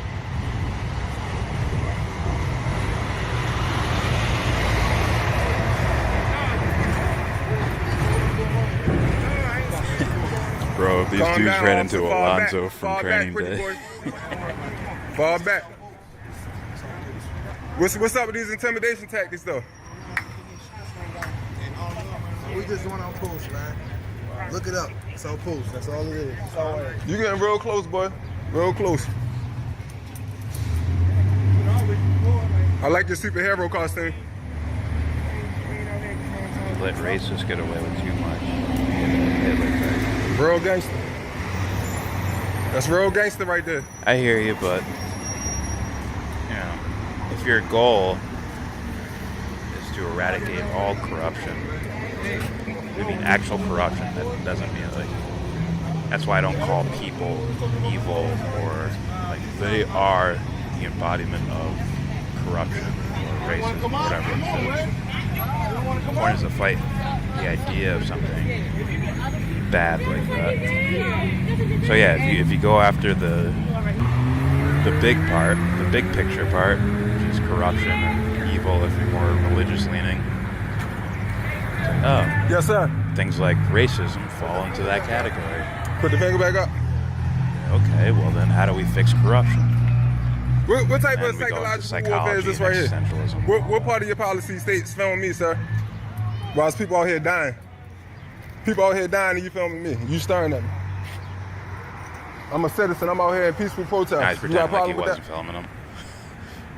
Walking away pretending like he You like wasn't you got filming bad the guy. temper. Ask me if I give a fuck though, because I don't. I'm Fuck sure the a lot police. do. Look who talking. Look who talking. Who the tough guy for real? Who got the gun and tasers on their hip? You guess when the event starts in a You know half what I mean? hour, Hector, for the fights. Yeah, but Main yeah, event's but probably not who gonna the be real this tough long. guy? But you recording 2 me. hours after But that. you recording me. You getting paid to record your Yeah, it's citizen, Baltimore, huh? I think. Big goofball. Man, you can suck your teeth all you want. You still ain't say not one word. Because you're a robot. Exactly. A robot with a part. But you should know better, man. No, you should know that you never talk to me off camera so I can never respect you. So what? I'm a citizen. You don't have no expectation of privacy. Why are you talking to him? You talking about respect? No, you're a paid police officer. Right, that's fine. You can record me all day. But but your job. No, I'm not required to respect you, but you required to respect me. I never disrespect you. I never disrespect What you want? You disrespect me. Just get I got you on camera. Let's see. What, did you just clear it? Just get a shot at 1600 North. Why? It's Baltimore, guys. Why? I'm pretty sure. You was asking a question. Yeah, but why though? Cop car. Why you want me to do that? Do I work for you? You work for me. You work for me. You work for me, and you work for me. He's not wrong. It's none of your business. Like, It's none of he's your supposed to be business. on paper. He's not wrong. It don't look like you got a job. You That's like a what it is goofball on holding paper. gun. 1600 North looks, man. Those I'm gonna guys show are the world public how you servants. bullshitting, how you Literally bullshitting, says it on like their and how you uniforms and bullshitting. their cuts. You gonna fuck the rest of your day? That Fuck the rest of your dude day? pays You those got guys' problems, sir? bills, not him. You wanna snatch my by camera, man? himself, but all his taxes, all that shit. It's 10 paid more for where this these one came guys. from, sir. 10 So more. He's like the employer. They're If like you wanna the know how I got a employee. job, how do I pay my bills? Huh? How do I On pay your paper, bills? they're How do I pay supposed your to work bills? for the citizens. What have you done for Huh? the city? What have you done No, for the city? on You walking paper. around recording me with a That's phone why- in your that's hand. why he's What have saying you that. done? Okay, I ain't even gonna get into Yeah, you shouldn't get into it. You should go back to work. You should go back to work though. When I ask the questions around here. I asked the question. I know I got the wrong one. I got the wrong 3, the wrong 4. Yeah. I got the wrong. Hey, you incompetent, buddy. tax What's your money mission goes to them. statement? What's your They're mission public statement? What you out here for? You don't even know. The You citizens out are here supposed to be these participating guys' in mass bosses. incarceration. You Chesapeake High. You out here. You out public here enforcing mass votes for the incarceration. though. people Mass who incarceration. make the laws You out here supporting that mass they incarceration. enforce. So you proud of your job? You proud of your job, They're sir? servants of the law. Can you which are fight? servants You of the want to see if I people. can fight? You want to see if I can fight? Take Yeah, your they badge don't off. See if I can actually fight. do it, but on Take it off. paper they Take actually it do. off. Take it off. Take it off. Pretty boy, take it off. Take it off, pretty boy. Yeah, calm that hoe down. Calm him down, huh? Calm that hoe down. Why you want to know if I can fight? You a man. Why right? you want to know if I can fight? You a man. Why right? you want to know if I can fight? You a man. Why you want to know if I Meet can me in front fight? of the district. Take your badge off. Meet me in front Take of your the badge off. I'm right here. 10 minutes. I'm outside now. I'm outside now. You a punk. You a coward. You a coward with a badge, you got in a taser. You a coward. You a coward. Can you fight? Say about me. Ask about me. Ask about me. Where the fuck you from? Where the fuck you from? You ain't shit, bitch. You a bitch. You a bitch. Take your badge off. Watch what happens. Take your badge off. Take your badge off. Officer. You know if he takes his badge off, he's still a police officer. Oh, so then why you running his mouth then? Then why you running his mouth? All right, then keep running your fucking mouth. That's all you want to do about it. Keep running your mouth. Take your badge off. I'm right here. I'm right here, sir. I'm right here, sir. I'm right here, sir. Watch what happens. All right. Yeah, all right. I'm right here, sir. I'm right here, sir. Exactly. Yeah, get that hoe out of here. Get that hoe out of here. You get out of here. Come on, you I ain't is that a lawful order? You gotta clear out of here. Is that a lawful order? All right, I'm out of here. You gotta clear I'm out out of here, baby. Come on, I'm out of here. I'm out of here. I'm out of here. I'm out of here. Thanks for the escort. Thanks for the escort, pretty boy. Yeah, exactly. You know where I be at. Man, fuck where you be at, Chuck. Fuck where you be at, bitch. You a bitch. You a bitch. Hey, ask about me, see where I be at, bitch. See where I be at, bitch. You fucking whore. Man, fuck you. Fuck you and your department, you bitch. Man, fuck you. Ah, fuck you, bitch. Fuck you. Fuck you. Fuck you. Fuck you, whore. Fuck all you whores. Fuck all you bitches. Every last one of you punk bitches. Pig ass oink oink bitch. Oink. Clearly you can see here. So yeah, so like I said, right? Those seem like just normal dudes who happen to be police officers. And that other dude's like ready to fight him and shit. Because he's talking shit. Why is he upset? Huh? Why is that dude upset? Which dude? Guy filming. I don't know. So he's saying, are you proud of your track record? It's like, what do you mean, track record of what? I didn't get to hear that. Okay. No end of it, so clearly he might know something. He might be going off of just police in general. Track record. No, he said this their department's history. So. Yeah. Their precinct? Yeah. That's what I mean. It's police in general as opposed to like what you guys over here have done. I didn't get to hear that. You know, like a bunch of fuck yous and go ahead, try. Oh, does this guy know something?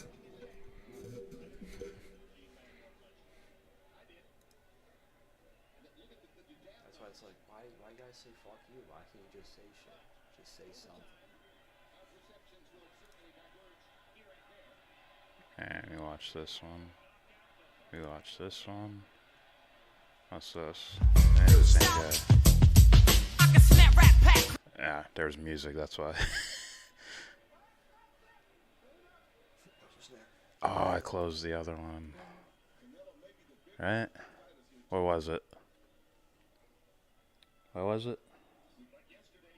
Oh, it's Vosh on Pac-Man, right?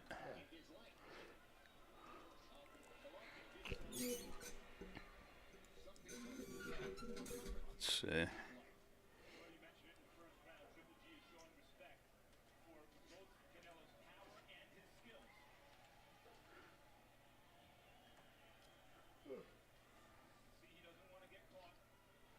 Vosh explodes on socialism. Why you got title shit? I do want to see if I can find. I could do this.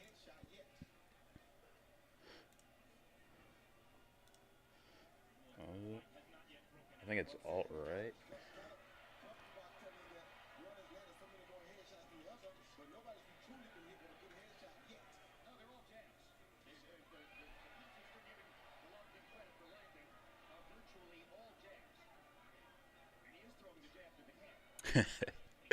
That's a funny title.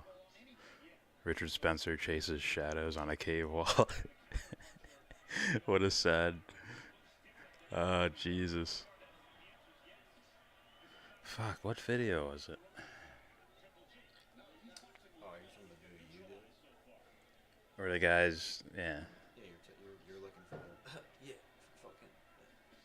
What guys think it's this guy? I don't give a shit. Oh, yeah. Yeah. It is Charlottesville. I don't even know if I know how to spell it.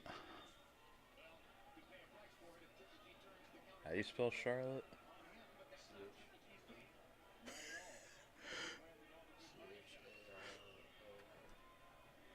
That can't be it.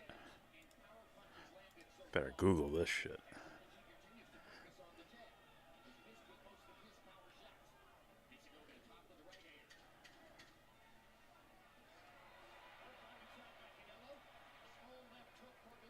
Charlo lot.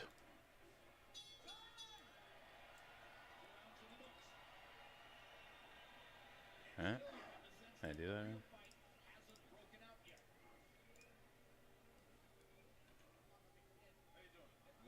Charlotte. I feel so dumb. Enter.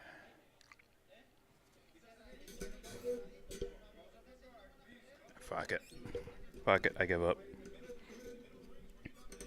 2 tries and I'm done. Alright.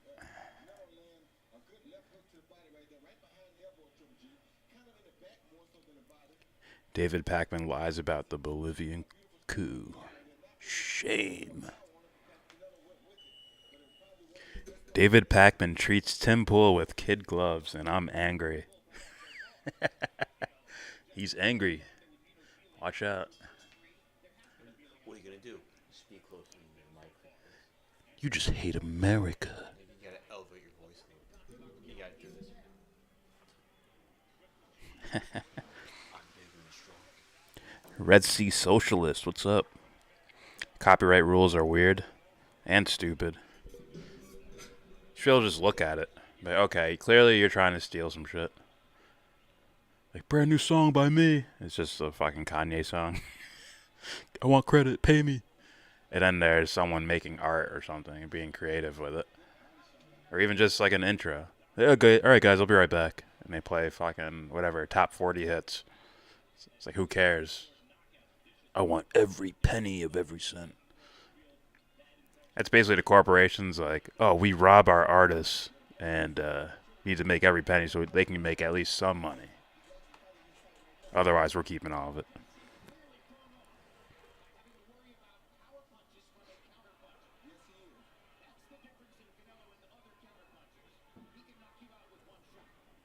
Alright. I'll play this. All right, today we have something much requested by the audience. We are going to be speaking with Vosh, not Vaush, not Vaosh, but Vosh, a popular streamer, debater, progressive socialist with nearly 300,000 subscribers. Now, I think it's important. My audience understands that I don't call people socialists when they're not socialists. You're an actual bona fide socialist. Yeah, I'd like to think I am, at least. Cool. All right. Well, we'll get into that. And now, what I'm always curious, anytime I deal with anybody who uses a pseudonym, how did you decide to operate under a pseudonym? I was a big old art kid back in high school, you know? Every art kid wants to draw comics, or at least a lot of them do. Okay. Bosch was the name of a character that I wanted to draw. Anyway, when I started doing the content, I just decided to use it as a placeholder name, and it stuck. So, it's catchy enough. And I'm guessing for privacy reasons, it's not the worst thing. Oh, sure, yeah. But, I mean, people go either way. But I think Vosh, it's nice and catchy anyway, so I don't mind.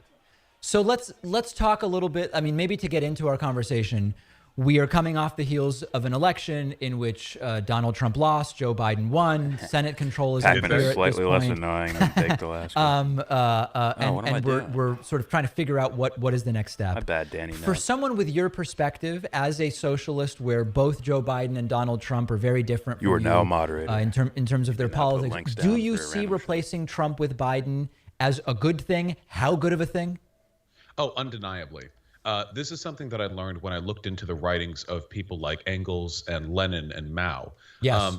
You see, socialists are, at least as I understand it, most comfortable making our arguments and, in a democratic you're okay with or war, bourgeois though, right? democratic system. Yeah, that yeah, is to say, yeah. in a system where we have sort of this veneer of corporate democracy where people expect things like rights and representation, you can make arguments like, hey, couldn't we be doing this better? In outright fascist societies, or societies which have become so nationalistic that national interest takes precedence over class interest, it's really difficult to get those arguments across. That's why we typically lose whenever fascists take power. We're the first ones out. We're the biggest threat. So preserving the system for a little bit longer under Joe Biden, vastly, vastly preferable to the threat of our democratic institutions crumbling. Also, just frankly, Biden's just better, like objectively, in a number of issues: climate change, healthcare. Can't argue with that. So very clearly, you're making it obvious that you are not an accelerationist. Accelerationism being the idea that there would be a shortcut to your eventual ideal.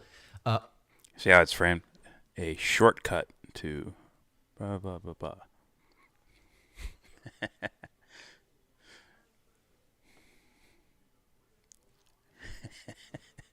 I'm trying to think of like a reference, like things that could just change like that. And to me, it's that simple. It really is that simple.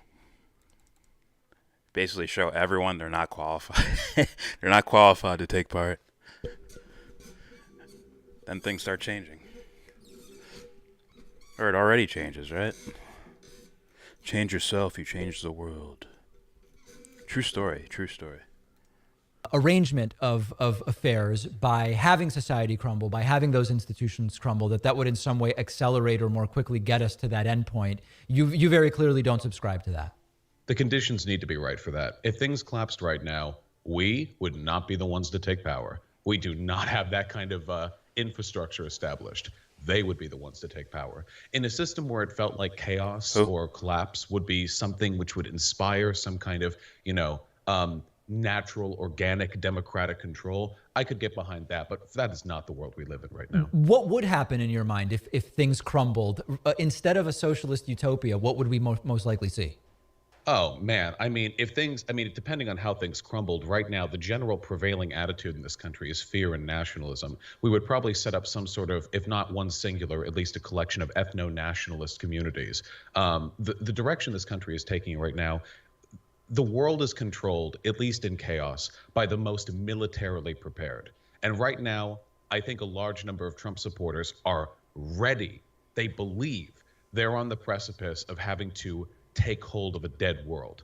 Whereas a lot of progressive and left-leaning people, God bless them, whatever, I don't think are ready for that. And for that reason, if push comes to shove, I'm just not confident in our chances. I think that we're going to go dramatically far right. I think we're probably going to turn into an isolationist, ethno-nationalist state. And from that point forward, we'll be completely unable to affect the rest of the world as its course changes. And I don't want that. Yeah. Okay. So far, I completely agree with you. I think that if we do. This is so funny. It's like, go to your neighbor and then tell him, like, hey, listen to me.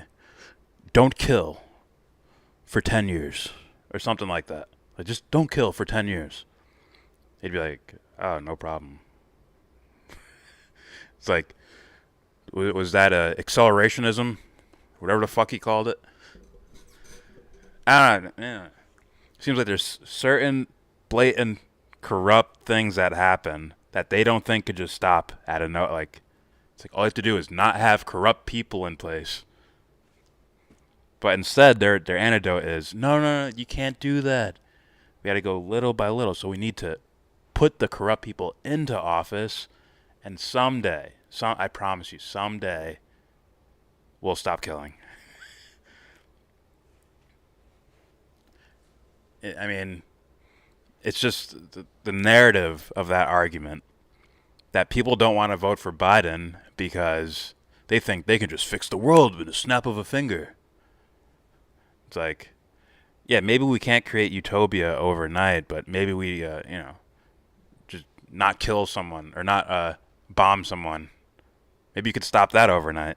Could you? I think so. But their idea is, no, you can't stop that. So you have to put someone in that will bomb people. Until we get to someone who won't. By random chance, by the way. Unreal. Anyways. Do you see a crumbling that some imagine might lead to the ushering in of the idealized socialist circumstances? I think we get exactly what you're talking about. Now, under what circumstances do you believe that your socialist organization of the country would be most likely to be achieved? What would happen between now and then leading up to it? We need to do a lot of cultural work, and we need to get people to fixate on issues that actually affect their lives. What gets a Trump supporter out of bed? What gets them angry at the world? Is it the state of their schools, their Do you hear that that dishonest narrative as well? These Trump supporters, they just hate the world, you know? They hate the world and they're white nationalists and blah, blah, blah. For the most part, you know. It's like, a lot of them are like happy, sunshiny mega church motherfuckers who go to fucking Cambodia every year and fucking build tents for people and shit. They're gonna look at you like you're the bad person. Because socially speaking, I guess you would be considered worse than they are. They may be dumb voters, but at the same time, it's like, oh, yeah, but I'm actually on the ground doing this thing. I built a tent for, you know, Bambaataa. For Africa Bambaataa. It's my reference. But, you know, they're just angry. They're just people who are just angry at the world. Fuck my life. Freak my life. Infrastructure, their education, their healthcare? Very rarely, no. Usually it's meaningless cultural issues. You have trans people, you have the belief that BLM is going to burn down their suburb. These are nonsense, scaremonger, fear issues. These aren't reflective of reality. And for that reason, this is why we are... Wasn't that the whole... how Biden just got elected? Was the fear thing? Right? Am I tripping? Aren't you trying to fear people into voting? Because you're gonna have fascists everywhere, and you know, ultra white nationalists, ultra nationalism, whatever he called it. So it's like, it's very weird. Like I said, I wouldn't be surprised if people start calling this dude a fucking plant or whatever. Because it's like, for me, a guy who likes looking at, you know, the underlying motives or reasons why people do things, psychology. It's like, I'd look at him like, what the fuck? Or I would understand why people would look at him and be like, what the fuck? You're using the thing you said they're doing. Like, literally. They're, you know, they're afraid and fear-mongering. Trump fear-mongers them along with his agenda and all that. So what we need to do is vote for Biden because Trump's going to bomb the world or whatever. There'll be racism everywhere. He's for censorship because it might incite unwanted behavior. Imagine this guy. If this dude was president, there'd be dead bodies all over the fucking place. You think I'm joking? Because I don't think he has the gumption to handle responsibility like that. I really don't think so. Just saying. Like, if the gates of hell opened up and demons started running out, I'd be like, yo, Vosh, go home. You're not needed here. Go home and YouTube this or something. You're not needed. The fuck out of here. You're hurting us by being here. Leave. Leave and go back. You can't leave? No, I can't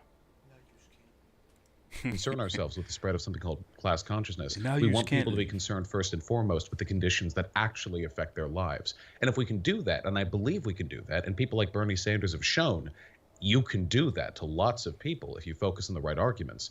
I think that we'll be in a position where the predominant ideological trend of this country will be one towards radical workplace democracy, as opposed to radical isolationism, radical ethnic exclusionary behavior, that sort of thing.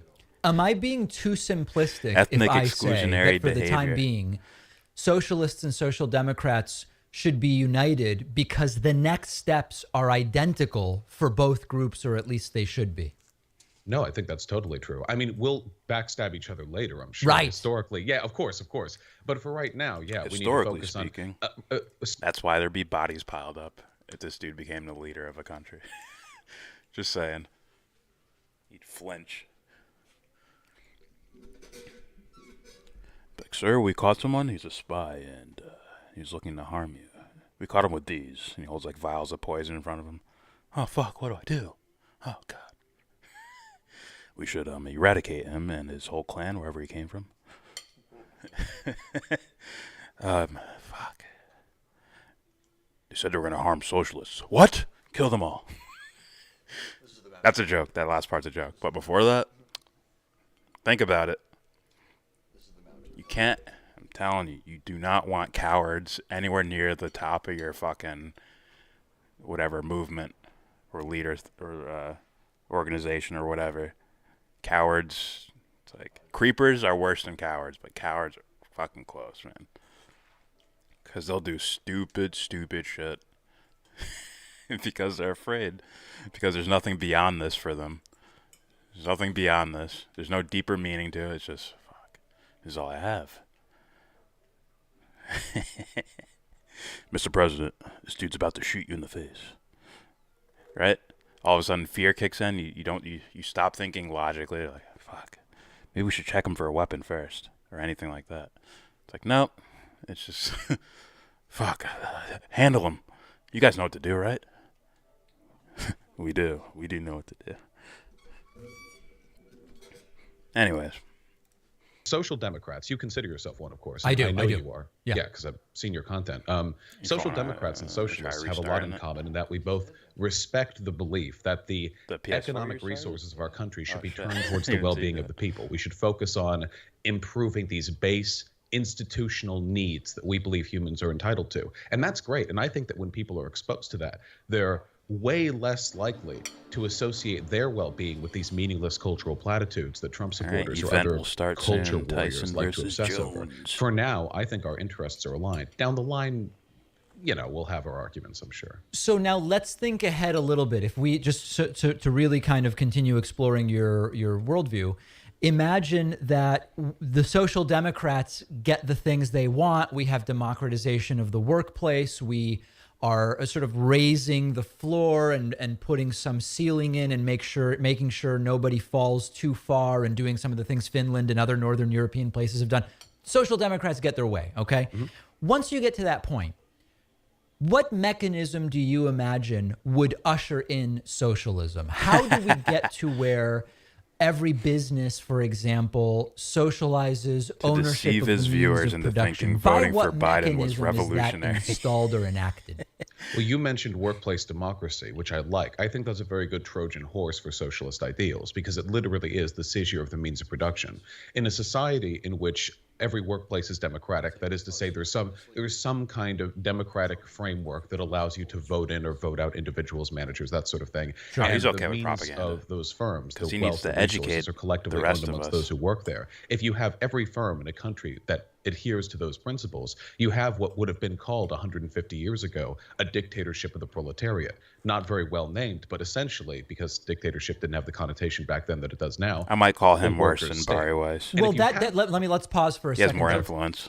Maybe we might have a different idea of what. In fact, it's very clear we have a different least idea out in about public what eye, he has more democratization of the influence. workplace would mean. So when I think about democratization of the workplace, I'm talking about for companies above a certain Vosh size, isn't socialist, you right? must have board representation call himself from employees. whatever. I usually don't care about terms there's like a that. list of things, but I think it's probably it certainly doesn't sound like it would go as far as what you're talking about, which sounds like it would almost be a socialization of the means of production. That would be the goal for me, at least. I think that democratically minded people are very susceptible to arguments. I'm in sure he'll favor call of himself the a democratization socialist, of the but workplace I don't- in the way that I describe it. I don't do that I think anyways with people. Once you look at that guy, yeah, a he's a firm socialist. and you look I at its don't- traditional I don't organization, do which is stuff pretty like that. I dictatorial. take them as in its natural individuals. state. Here in the There's States, still an you don't ego control filter who your happening, managers no matter or how your many bosses. dictionary work there terms and you do what you're memorize. told or you're fired. I think that people are very amicable to the idea that there could be an Anarcho-Biden improvement on that system. There's very, very positive Michelle data asking, coming when's out the of fight? countries. Well, all we of got them, the different material we got the fight on conditions the TV suggesting right that now. worker It's saying cooperatives are event will a begin pretty soon. effective way of Stay organizing tuned. firms, and it leaves people happier, and in some cases, it's even more efficient. So the question is, how can we being sell people on the idea explanatory. that that system, which necessitates the destruction of the bourgeois, the class, you no longer have an owner. After all, it's collective. How do we incentivize that? How do we encourage people to move in that direction? But is your view, so there's a dramatic... There it is. We should make him our, what do we call it? Secretary of Influence. We should make Vosh that. Be brilliant. Watch the bodies pile up. And I'm not even saying, like, he purposely tried to hurt people. I mean, like, just from being this level of probably mixture of, like, ignorant and pussy. That you mix those, that's a dangerous, very dangerous combination. Being a pussy and being ignorant simultaneously. They're usually going to hurt other people. But, you know. Then he'll turn on you guys afterwards. Once we're like, Vosh, you suck at your job, bro. You suck. And that's when they start, these derpy type people turn on the people that got them there. Like, fuck, these people really are animals. I'm going to have to trick them into doing something. Or I'm going to have to fucking start becoming more dictatorial. Be more of a dick. I got you, Michelle. I got you. We are not showing the fight, just so everyone knows. But I think if you go to crackstreams.com, it'll be showing it there.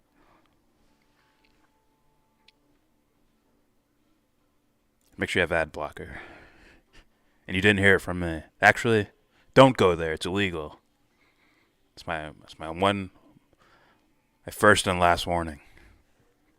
All right. Big difference between everybody is convinced and sold on the idea that that's how businesses should be owned versus it is imposed as this is how. See how the argument is. See, if you put the argument in this lens, then they're going to sound correct. If you put it in the lens of, you can't just skip from capitalism to socialism like that. It's like, no, that's not the argument. That's for the people who stood against voting for Joe Biden. I don't think that's their point at all. To me, it looks like a sort of a moral thing that they're putting in. Like, this is a bad guy, and I can't support this bad guy because he's probably going to do bad shit. Can you eradicate the bad shit from happening overnight? It's like, yeah, just don't put the bad guy in the position of power to do the bad shit. And I think that's what they're saying. Like, summing it up, I think that's basically what they're saying. Yeah, they're going to say details like, Biden won't fight for Medicare for all. Biden will get us into more wars. Biden will be milquetoast on climate change. He's okay with fracking.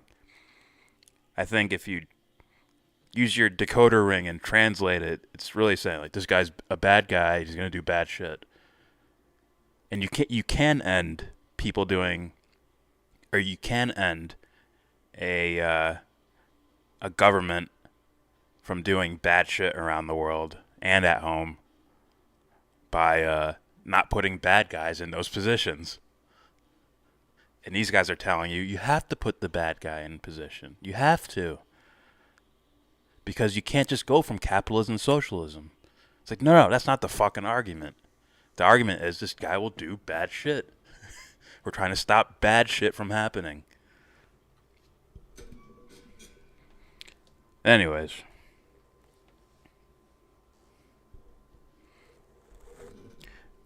Pac-Man knows exactly what he's doing.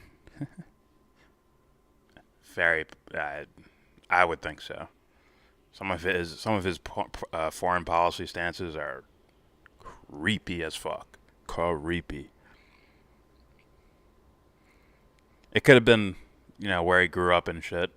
I think he grew up in Argentina or something. And I saw a documentary about this guy. There was like a bombing there, and of course they blamed it on Iran. They blamed a bomb going off in Argentina at like a Jewish center. They blamed it on Iran with, you know, shaky evidence and shit.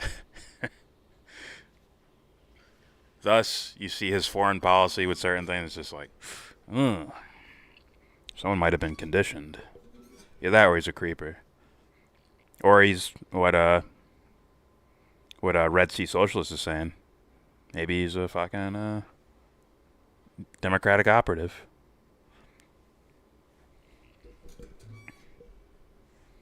When there's no one left to point fingers at. Yeah. Pac-Man is an ADL operative. Maybe. I don't know. Well, who do you want to fight? Trump or Biden? Yeah. And it's funny because not Vosh so much, but like Pac-Man and all these other fucking political YouTubers that I've been paying attention to for, you know, at least since 2015, and it's like I can see the things that led to the moment now where you're telling people to vote for Biden. Well, now as in, you know, this video's time period where you're telling people to vote for Biden. Like, you can see the buildup of how you didn't. It's like, did you really do the work to make sure that someone you might favor more would be the person in place? Or were you like, I'll take Bernie, but I'll also take Warren. I'll take Elizabeth Warren too. And then you'll scream, but Tulsi's going to steal votes from Bernie. Even though I'm propping up Warren, who ended up stealing votes from Bernie. The actual person who would take votes from Bernie Sanders. Right? Weren't there like a couple states, several states, where Bernie had a chance of winning the delegates there, but Elizabeth Warren was there too, so like Massachusetts or something like that. It's like, huh. So you get to see the dipshittery from the beginning. It's kind of interesting. Tony says exactly, which is why I choose not to vote if my only choices are evil. Well, for me personally, I don't call people evil, but you know, I was just speaking socially there. My real philosophy, there are no evil people. People trying to be, for sure, which is evil, just another word for empty to me. Like, oh, you're void, absent of, you know, normal human qualities. But yeah, I hear you.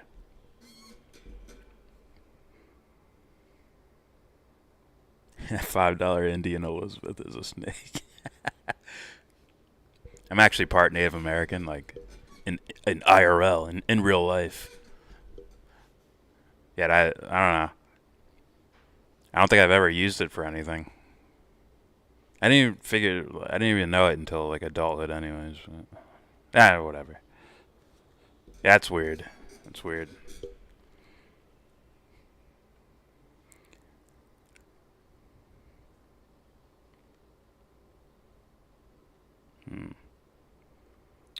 Yeah, the most evil factions of the system.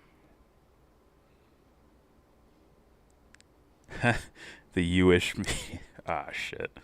The Jewish media hates Trump, and that confuses me. It makes me think Trump is doing something good. Don't fall for that fucking trick. Don't fall for that trick at all. Oh, I think it's starting. Or at least the broadcast is starting. But, yeah. I don't buy that shit. That they're actually against him. I think that's horseshit. I think it's more of a psychological game being played. When the choice is lesser of two evils, what do you call it? I don't look at lesser. That doesn't even make sense to me. Lesser evils.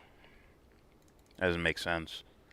Yeah, if you mean like this will lead to a more positive result, then okay. Like, this choice will be more positive than this choice, or less negative than this choice. But there is no lesser of evil. It's just, I know it's just a catchphrase or whatever the fuck. But yeah, I don't call people evil. I can call actions that for all day. All right, here we go. How it must be done, or otherwise it is not a legal business. It sounds like you're leaning, at least for now, more in the direction of saying you feel like you have the facts on your side and you could convince people to do it that way. Are you not suggesting that at a certain point the only legal way to organize a business would be socialized ownership? I don't think you can compel democracy. I don't think it works very well. I think that when socialism arrives in the States, should it arrive, nobody will call it socialism. They will view it as a natural extension of a series of economic and worker-related rights that they've been building upon for a good time before that. With regards to whether or not this should be pushed for in like an autocratic way, though an autocratic sort of delivery of democracy is a little silly, but it's happened before. Yes. When we freed the slaves, of course, the slave owners didn't like that, but we did it anyway, and I think we can agree that was a good thing. The people who will be pushing back on this aren't going to be the democratic populace. It's probably going to be the owners of these businesses, and that's the ultimate conflict. You know, how significantly can the interests of the majority be assigned precedence over the interests of a very small, very elite group of landed modern aristocrats?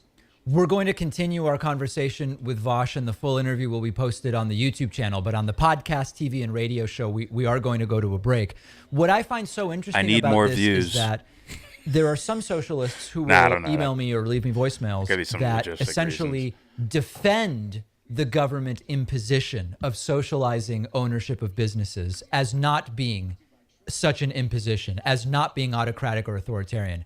What I'm hearing you say more is that you simply don't think that that's the right approach, and that you could win essentially, I hate to use such a silly term, but the battle of ideas and convince people that this is the way to go. I would hope so. I mean, with like take for example OSHA, work and safety. When this was imposed, there was quite a bit of pushback from, business leaders and lobbyists and what have you. They didn't want these impositions. They don't want the government interfering with this sort of thing. But generally speaking, now in hindsight, I think we can reflect on that and think like, it was probably okay. Are there going to be some people whose feathers are ruffled by any imposition whatsoever of like a democratic standard in the workplace? Undeniable. But you want to minimize that because as it stands, the bourgeois, the landed elite, they have a tremendous amount of cultural and media influence. And the more they push back against this, the more the proletariat, the workers, are going to believe it's not in their interest either. It's in my interest to sell this to people as effectively and as ideologically as possible, because then if we do come to not blows but come to terms with it, I would much rather have a vast majority of the population against a group of lobbyists and maybe 5% of people who think it's in their best interest that corporations remain autocratic than a culture war between socialists and capitalists. I think that we're much better off selling it to people that way. I want to get to some more of that.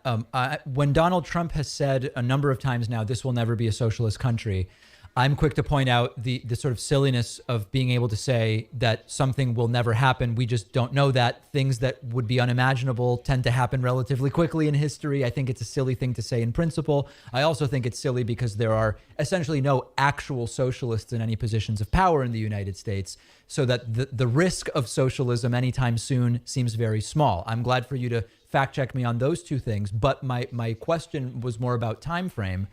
How long, in your mind, would the transition you would like to see take realistically? I know if you convince everybody tomorrow, it could happen quickly, but understanding the world that we live in, the country we live in, is this a 10-year project? Is this a 50-year project? The problem is, I don't think people understand the extent to which they're again, the socialist framework. I don't think most people in this country understand the extent to which the wealthy are behind a lot of the underlying infrastructural systemic issues we have. If you look at anything from media to education to healthcare, any of these things that really impact people's lives, if you dig deep enough, eventually at the root of it, you get I mean, it sounds simplistic, but a collection of greedy people who have landed interests, who work in the, in their own interest, and you can't do anything about it because they're powerful and you're not. And I think that we get distracted by this with all these culture war issues. And right now we are more distracted, I think, than we ever have been. We are obsessed with this idea that the heart and soul of this country is being fought over by either Antifa or by like Patriot Prayer, like militia groups. When in reality, underneath all of that, and of course I side with BLM in every conceivable cultural manner, but underneath that, these two groups fighting, they share a common enemy. I don't think there's much class consciousness in this country right now. But given all of that, what is the timeline? I'm right.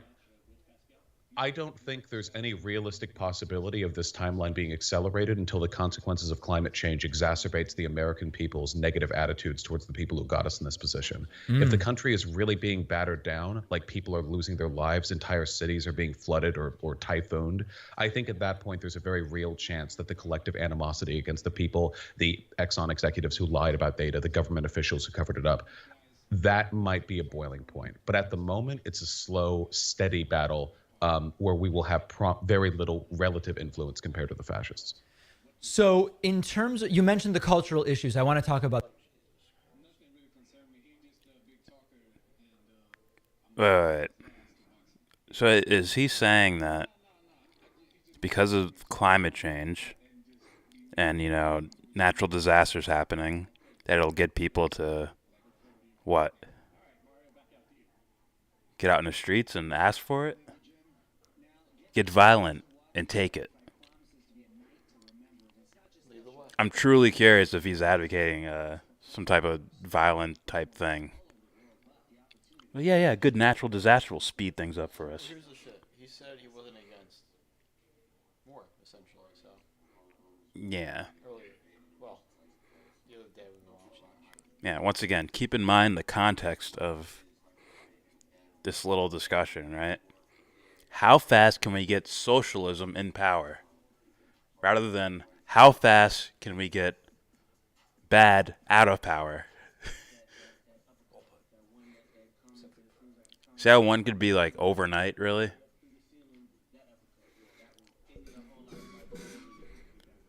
These guys are like, we got to slowly change the laws here and there. Thus, we need to vote for Biden now. It'll preserve what we have going already. Our progress will, it won't go forward, but at least it won't go backwards like it would with Trump. And we can start putting our laws in and stuff like that. And then, after I'm dead and gone, and my kids are dead and gone, and their kids are dead and gone, we'll have, unions in the workplace or something. Unfucking real. This a little bit. My view on political correctness is that it's a perfectly reasonable thing to criticize, but I'm not going to be using it as a dog whistle for conservatism, nationalism, fascism, or any of that stuff. My view about so-called identity politics is I don't want identity used as a cudgel to silence people, but we should understand that one's identity can bring perspectives to the table that are valuable and unique, and that should be welcome. So, I kind of have this view that all of these culture type issues, speech type issues that the right likes to talk about, there's like 2% about it that resonates with me, and 98% where they're just using it and exaggerating it and using it to suppress speech they don't like, etc. Where are you on those types of issues? Oh, it's completely. I mean, I'm very much in favor of intersectional analysis. I graduated with a degree in sociology. I would have to be if I wanted to pay any respect to my major. Let's face it. When conservatives talk about issues like cancel culture or like political correctness or like identity politics, where they genuinely are using this as sort of a broader dog whistle against like progressivism as a concept. Right. Because the right uses identity politics religiously when they can get away with it. The right uses cancel culture, whatever the hell that means these days, religiously when they can get away with it. I don't think they're attacking these issues in good faith, and I think the thought leaders who are pushing these narratives are, in many cases, being paid for correctness or like identity politics, where they genuinely are using this as sort of a broader dog whistle against like progressivism as a concept. Right. Because Where the right uses identity politics religiously when they can get away with it. The right uses cancel culture, whatever the hell that means these days, religiously when they can get away with it. I don't think they're attacking these issues in good faith, and I think the thought leaders who are pushing these narratives are, in many cases, being paid to do so, because the longer they can keep their fan bases obsessed with these misunderstandings of issues that aren't even real issues, the less time they have to understand how hard they're being taken for by these thought leaders, by the people who pay them. You've debated a ton of these people, and some of them I've also debated. I think you do a far better job than I do. You've been on with Jesse Lee Peterson. You've been on with Tim Pool. I think I've done just okay want to say, with by these the way, guys. your JLP conversation, phenomenal. Really enjoyed thank you, that. thank the you. recent one, yeah. No, but in all seriousness, I actually am curious. I mean, you have a facility with... Where I struggle sometimes is I'm identifying where their argument is nonsense, but I have less facility to, in a pithy way, exposing why their argument is nonsense. And I'm sort of dancing around and that type of thing. What has been your sort of like training and how do you prepare for these things? Is it simply reading about the subject matter? Do you research the people you'll be debating? How does it work? I try to prepare as little as possible, because what I find is that these debates very rarely end up being nuanced discussions of policy or history, and usually end up being a show of force. Usually these online conservative thought leaders, whatever, fascists, wherever they land on the spectrum, they're the people who follow them because they think they're an intellectual titan. They're respected as some sort of, strong, grandiose SJW crusher. And I think that generally speaking, what these arguments come down to is who can insult the other person as effectively and viciously as possible while making them feel like a fool. When it comes to like actual nuanced discussion of issues, honestly, I just feel like they don't pay enough respect to the issues they're deigning to talk about for it to even be worth my time to do any kind of special investment. So it's really, these are rhetorical battles, not substantive battles. Oh, yeah. So you're saying you're too good for them, thus you don't bring any of the heavy guns to your arguments or to your debates. That's basically what he just said. Yeah. Yeah. He said you pretend to be this anti-authoritarian, but you're not. Yeah. Well, my bad. I think he's not a grifter, no. Whatever. You're out. Yeah. This guy makes me think that if he debated someone and they could take it to a topic that he has no fucking clue about, he will purposely mangle the argument to bring it back to somewhere where he's comfortable. Like if Ryan Dawson debated this guy and Dawson started bringing up Middle East foreign policy in regards to like Biden, he'd find a way to circle out of it, or he'd be Googling shit as he's talking, trying to... Meanwhile, he won't be able to find anything. Destiny tried. It failed. Yeah. Trying to listen to what the guy's saying. Way out of this. Yeah.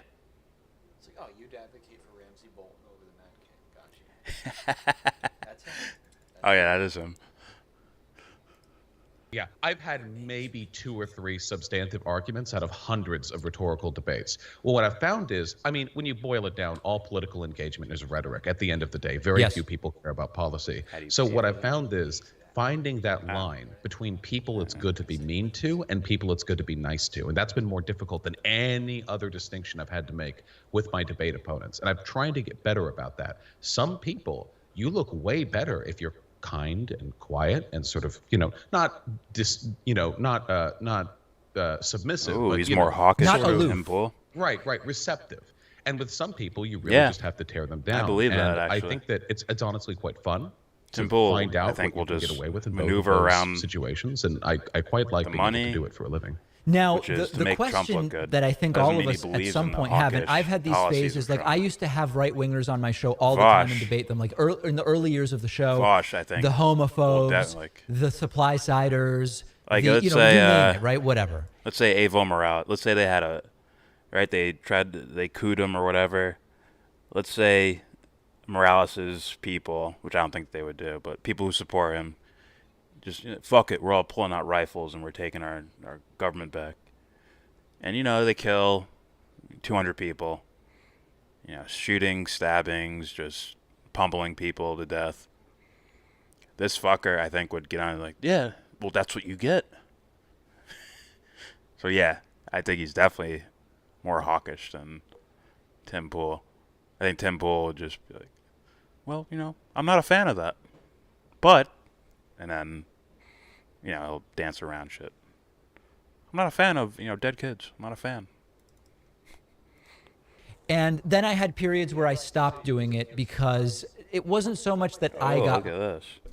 Vosh ran away from debating Ryan Dawson. It almost happened. Dawson's a guy...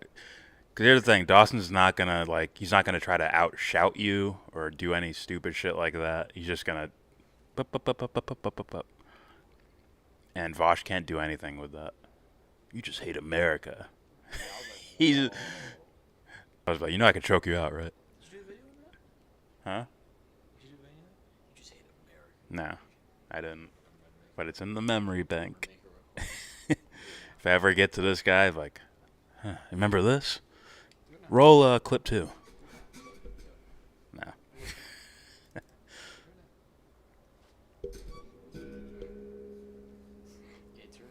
Gender freak show fights. He's bantamweight woman TKO 529-pound man in Russia. Of course.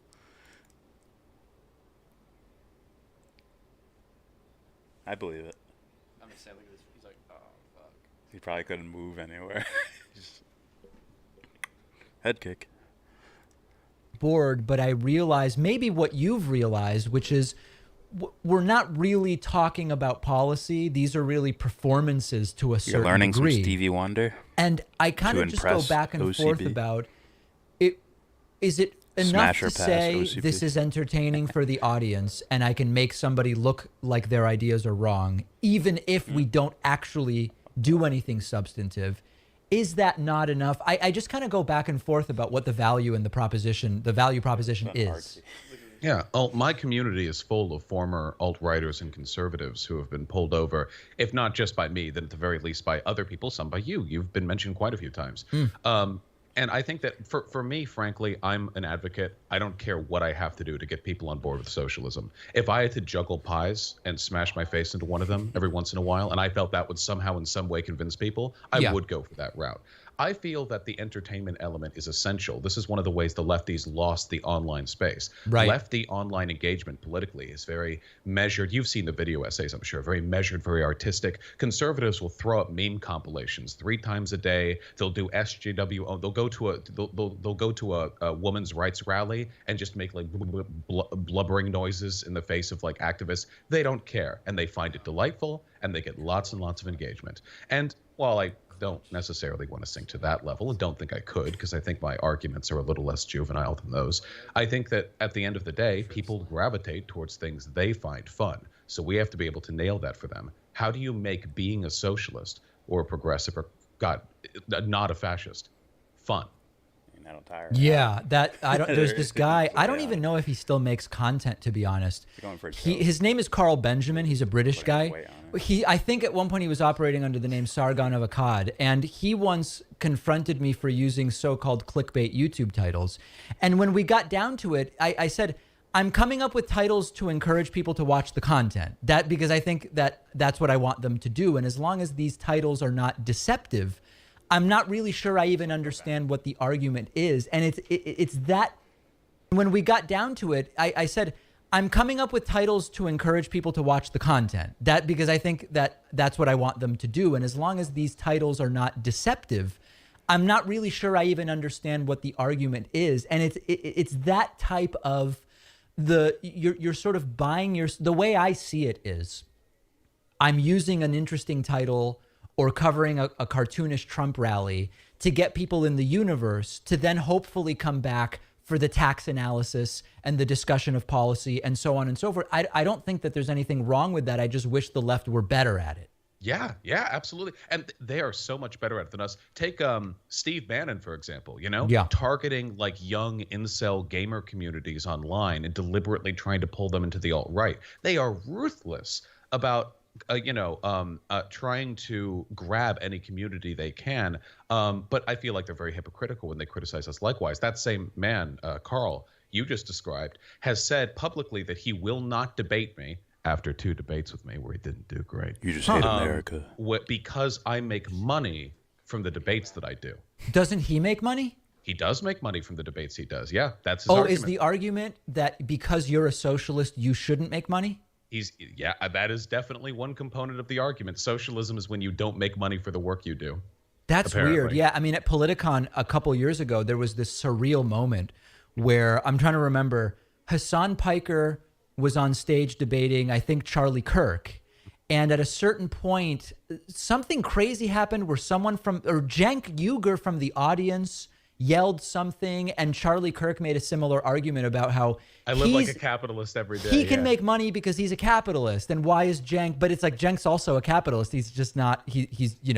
He's just not a fascist. He's a social democrat or whatever Cenk considers him to be. Also, socialists are all about keeping the fruit of your labor. The idea of socialism, meaning that you can't keep the fruit of your labor, is ridiculous. Right. In other words, if you're generating, I hate to go into the labor theory of value, but if you're generating value from this debate by getting I, as a social democrat, believe you should be compensated in proportion with the value you generated. Yeah, no, completely. I think, and it all gets really weird. It all gets really fussy, especially with online content, because the lines between like a worker and owner blur a little bit. I think that there's a lot of really nuanced discussion that you can have on this. But when people like Carl are saying like, "Oh, well, you make money from this, so I won't deign to debate you," when you get to that level, like I think it's pretty clear that you're trying to find excuses. I think people like him and other people on the right online are terrified of people like myself and of you. Because I think that we're catching up. We're trying to establish a much more substantive, progressive, and sometimes socialist front on this website, and we're doing it better than they. He's basically saying we're marketing. we're doing good marketing to help our channels so that someday we can talk about the tax codes or something. It's unreal. Oh, shit. And if that doesn't make you giggle, I don't know what to say.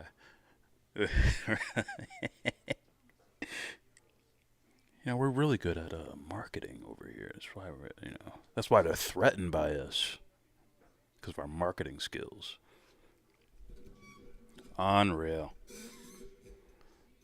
Were able to a couple years ago when they had the front foot, Now, as far as your operation, is it just you, or do you have, as some might call them, colleagues? Some might call them employees, or is it a solo shop for now?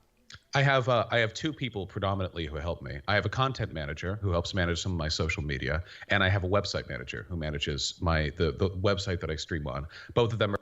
That should already be. The fuck is a social media manager? I thought the point of Twitter is that it's you doing it.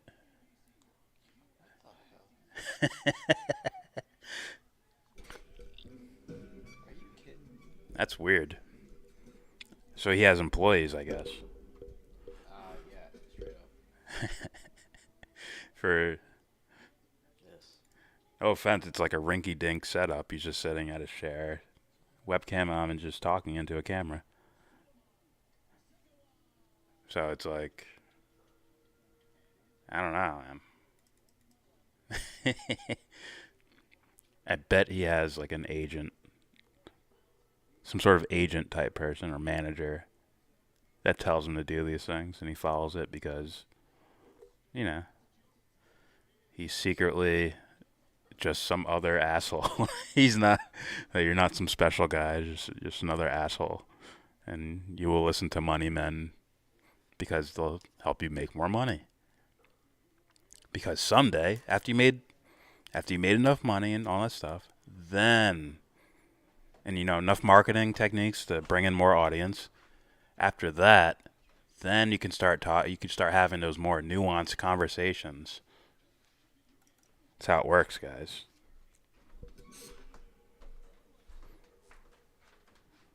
Imagine this guy's hard drives.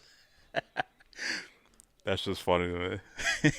Can you imagine the horrors? Are compensated a percentage and they're given complete creative freedom of their work. So I try my best to live to the standard that I set, and I would like to believe that I, compensate very generously. But as I do better in the future, I would look to even raise their pay because I could not have done this by myself. So it's not you guys are three-way partners in this, and you've completely socialized the profit centers.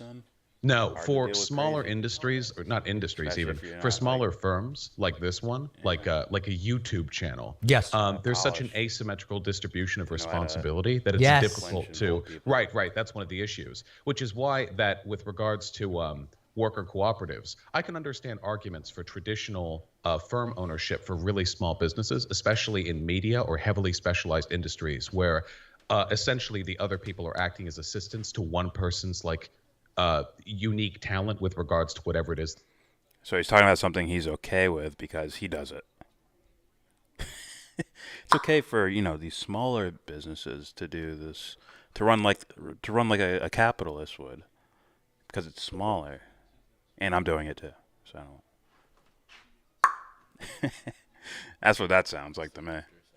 Yeah, I have social media managers and all that stuff. It's like, what? You're just some guy. Why don't you could type shit on there. If you don't feel like typing shit on Twitter, just don't go on Twitter that day. It's not like corporate where you have a guy making, like a video editor guy who makes your videos. Yeah. It's like, I have a social media manager. It's like, you mean someone runs your Twitter? That's what that sounds like. And they ask you, is this okay? That's it? I would have asked. It better be a friend who needed a job. It better be that. Like, you can come work with me, man. I'll pay you to do this shit. I was going to pay him for voices and shit. Yeah. That's all you have to do. It better be something like that.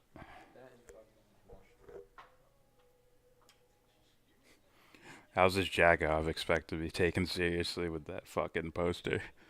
What poster? That shit. I don't give a fuck. Is it anime? Who cares? That looks like... Isn't that a Street Fighter guy? No, it's not. He's a nerd. He looks like This it. dude's a That nerd. guy looks like It's kind of obvious. They're doing. Wow. But it's an ongoing process, and I'm interested in seeing more content creators online explore similar models. Very interesting. Yeah, no, I think that certainly one of the difficulties in terms Yes, of talking they will about recommend his democratization shit. of the workplace I is watched what? businesses that are relatively small. And by relatively small, I mean even, like 8 I went out of my way to employees, 10 watch employees, 2 I still videos consider of to be his, and now relatively it's small. just You might, recommended that's all more the employees than fucking I have, time. but you might sort of draw the line at a different place. To kind of wrap up our conversation, the hours, so next 2 the months, hours of Corbett do you have any doubt videos that I've Joe watched Biden is inaugurated on this as account, president? the What hours do you I've most watched. want to see Still him do? What are you most worried? Rarely he will do? recommended. Every so often you'll see one pop up. With regards to Joe Biden, as much as I've looked over it, I can't think of a loves this guy. single Supreme Court this pussy action. I won't do can't anything? think of any Promote avenue him. the Trump administration has to legitimately overturn the president-elect's victory. Yes. It would have to be, maybe there's some incredibly obsequious 250-year-old statute that they can interpret. I have no idea, but I imagine that with all the fussing and whining we're seeing, it's going to end up exactly how we expect it to, which is very embarrassingly for Trump. I agree.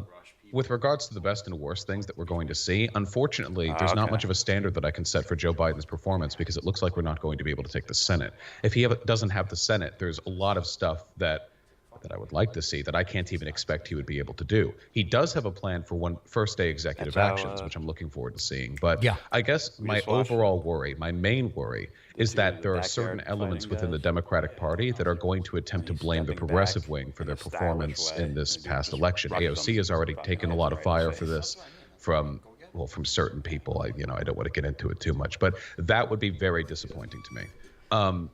For the thing that I'm looking forward to the most, frankly, I want to go back to bashing liberals. It's exhausting all the time arguing with fascists. They are so dumb. I want to advance the state of class consciousness amongst people who I think are just at the cusp of it. Progressive liberals. I think that if you make good arguments to these people, they can move over. But like arguing fascists, it's like hurting cats. I look forward to challenging systems in power that are reasonable again, or at least more standard. That's we agree. We definitely are agreeing on more than I imagined. Maybe this is where we could end it Do you think an open-faced omelet is a pizza? Where do you come down on that? Okay.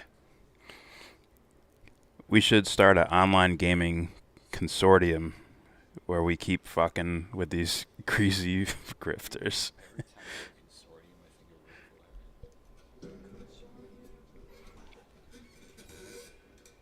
Not the Senate, but the judges, Jimmy. Come on, Jimmy.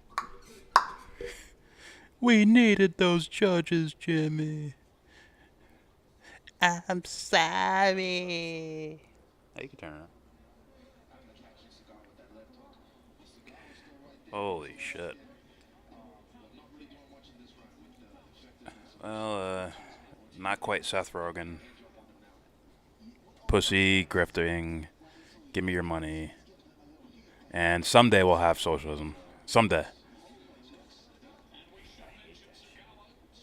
Once my retirement is set, I'll go all out for whatever, socialism. No. Shit. What else do we have here? There's another recommended video. Clash with Bow. You look like dog shit is the title of the video.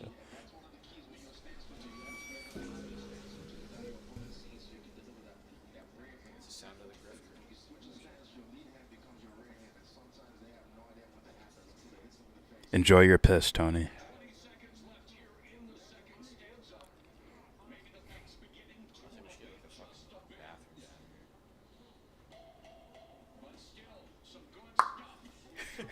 Dude, I'm telling you, every grifter makes this sound.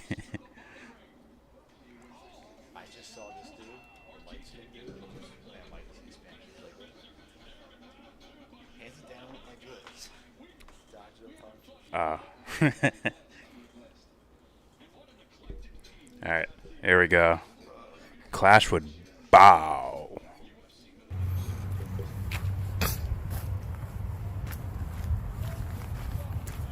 Chat here. I'm gonna hide that.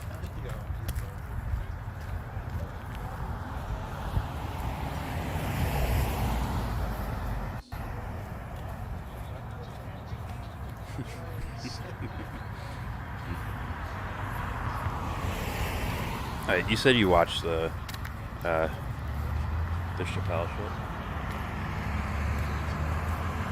Yeah, you said you watched it. It's like, dude, all I'm hearing is like rich guy problems. I don't remember.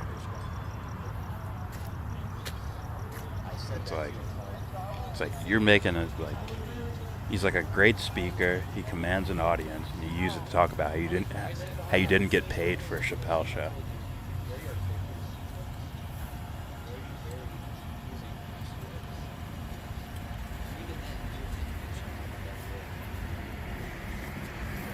Oh, you're fucking when I'm watching, I'm like riveted. I'm like, what's he saying? Like you can see he holds my You don't attention. have to see what he's seeing. See?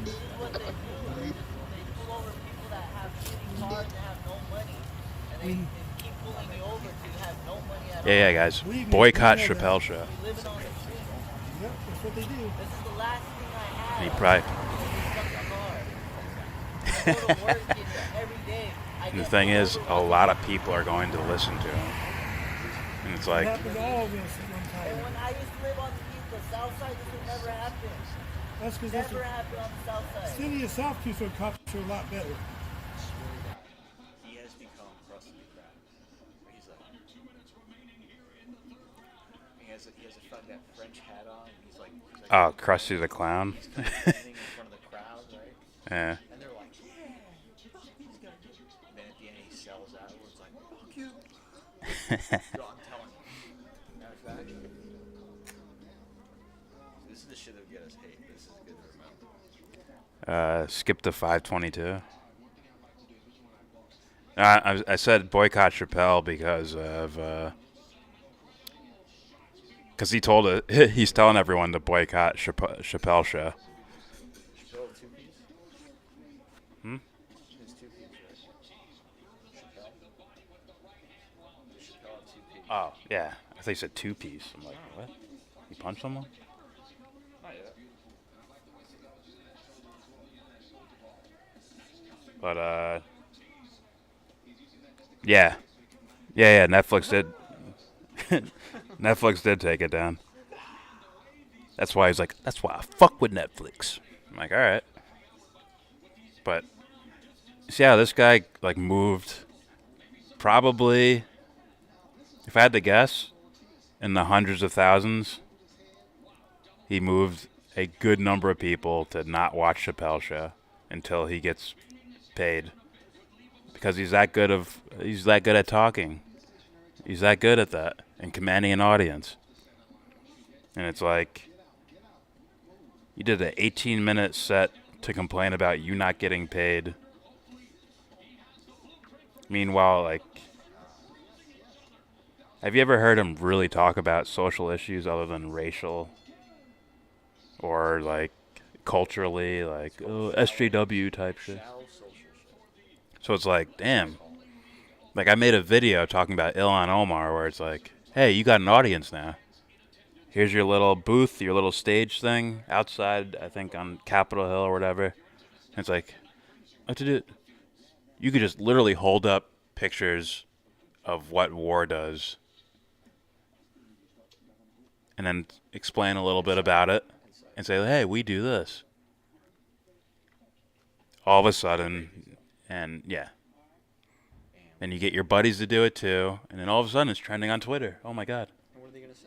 And you keep talking about it. You say, hey, Twitter keeps pushing this hashtag down. I want this shit to stay there. And your critics, what are they going to say? What are you going to do? They'll have nothing but she hates America. And that'll, once again, prop you up again. Like these grifters do. You called me racist? Boop. There goes that guy's stock. Now people are going to pay attention to him. They're like, is he racist? I need to go find out. As a lying won't do anything. Like Tim Pool defending his little conservatives are more attractive. And then Anna and that other dude made fun of him for being, like, they called him ugly. I don't know why they called me ugly. It's like, you know why. You know why. Yeah. I don't know where that came from. Well, is Grey Walker here? I didn't see him. If he is, what up? HS Max smoking that HS crack. You're so silly, Isaiah. I wish Chappelle would have connected what he was saying to capitalism and how it does that to average people. Once again, I'd be like, dude, like corruption. If you can't get people to agree on that, then it's like, all right, the world's fucked then. If I can't convince the entirety of America to say that this thing is bad, like, oh, murder's bad, right? If that can't be, if I can't convince people with that, then it's like, no, fuck.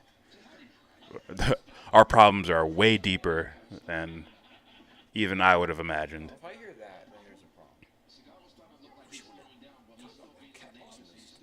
problem. Yeah. Anyways, all right, here's more of a clash with Bow. Or Bo. Lame ass dude. Hey, lame ass dude, I'm talking to you. Lame ass dude. You gonna use the lights? Oh, passive aggressive ass dude. You don't even have a job here. You just showing up to stay. You just standing there. You a welfare recipient. You's a dumb ass dude. Bitch, what the fuck you looking at? You dumb bitch. The cop looked up. Dumbass dude. I wouldn't have said shit if you didn't put that flashlight on me, you dumbass piece of shit. You stupid motherfucker. Bitch, what are you looking at? Someone should pay Stone Cold to do this. He'd be good at this. Just let him riff. He'd be really good at this. I noticed something. Every time he stumbles his words, he tells the other guy to shut up. He's like, and then Vince, you gotta shut up. Now Vince, you gotta. Or he'll adjust the microphone or something like that. It's fucking funny. Hey, jackass. Don't look at me, jackass. What? That'd be brilliant, yeah. You dumb bitch. Bunch of welfare recipient. Fuck out here. What? 1, 2, 3, 4, 5 little piggies for one dude that's trying to make it. 5 nasty ass piggies for one dude that's trying to make it. All this dude wants to do is go to work and feed his family. And you nasty ass fucking piggies are gonna harass him, you nasty motherfuckers. Oh, there's a 6th one. Turn the camera around for me. Okay, I got it now. Yep. All right, man. Nasty motherfuckers. Committed no crime and no damage. Nobody hurt. Nasty motherfuckers. Look at these motherfuckers standing around. Bunch of stanky ass motherfuckers. Not doing a damn thing. Why'd you put them lights on? Oh, sorry ass dude. Oh, passive aggressive ass dude. Damn right you're not gonna look at me. Sorry ass dude. Oh, Mark ass dude. Mark. Look at this Mark fat ass little tricked her bitch. ass. Dumbass little hoe. Nah, this is all off the Get the lights off of him. He was Stop just putting the raised lights on this his way. crotch. Oh, pervert. Stop Who's trying to Mark? shine a light on his crotch, pervert. Oh, nasty ass dude.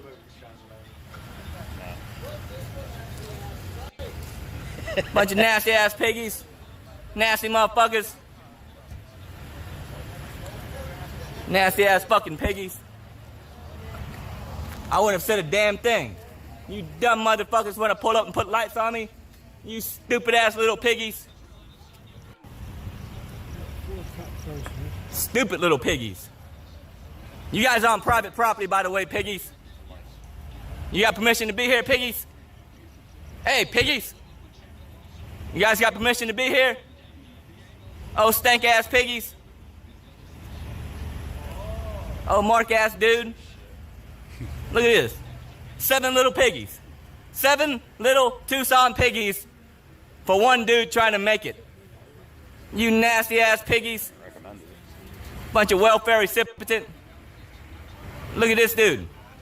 You got, hey, Sergeant, you got 7 of these guys out here, Sergeant. You got 7 of these guys out here. What the fuck is they doing? What the fuck are they doing here, Sergeant? What the fuck are all your goons doing here? Get them the fuck out of here. What are these dumbass goons doing here, Sergeant? You dumb motherfuckers.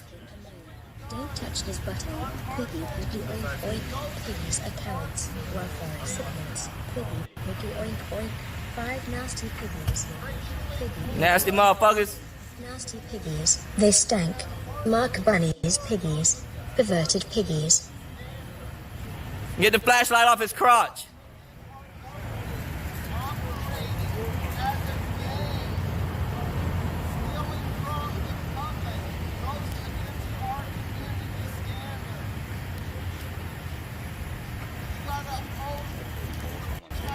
Stupid motherfuckers.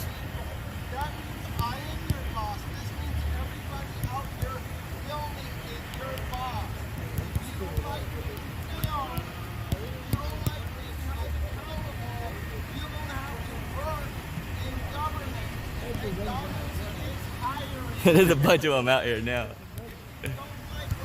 I haven't watched it yet, Anthony. I'll play it here if you want. It will be watched. Hold it up, will y'all. be needed. Anthony. Man, I can't get the... There we go. Look at all these welfare recipients. There's another one. Yeah. All of them. This one don't have a clue what he's doing. He's just got his hand by his gun just in case. He doesn't have a fucking clue what's going on. That one's dumb as fuck. You know? None of them know what's going on. They're willing to do whatever master says. Hey piggies, leave him Nasty alone. fucking piggies. Don't touch his butthole. Piggy, piggy, oink, oink. Piggies are cowards. Welfare recipients. Piggy, piggy, oink, oink. Yeah. 5 nasty piggies. More than that. Piggy, oink, oink. Nasty piggies. They stank. Mark joyful piggies. Perverted piggies. And I know those are donations. Yeah. They don't have a fucking clue why they came to work today. But they'll know they'll do whatever master says. They'll do whatever master says. They'll do whatever fucking master says. Look at these motherfuckers. For one dude. Hey, man. Hell yeah, why they got Anthony. you in handcuffs? I'm a baseball player. That's what we did. They don't even know why they got you in handcuffs, huh? Look at this. Hey, is it you think all these guys are Everyone necessary just for you? A guy in looking handcuffs? at this one dude. You guys think Picky it's ass, necessary? pussy ass, mark ass. This fat one right here doesn't even know what she's doing. Doesn't have a fucking clue. Oh, stank self. Yeah. Don't got a fucking thing to say. What, bitch? Fuck you looking at? Sorry ass dude. That dude has nothing but that cop right there. He looks like a straight up robot, son.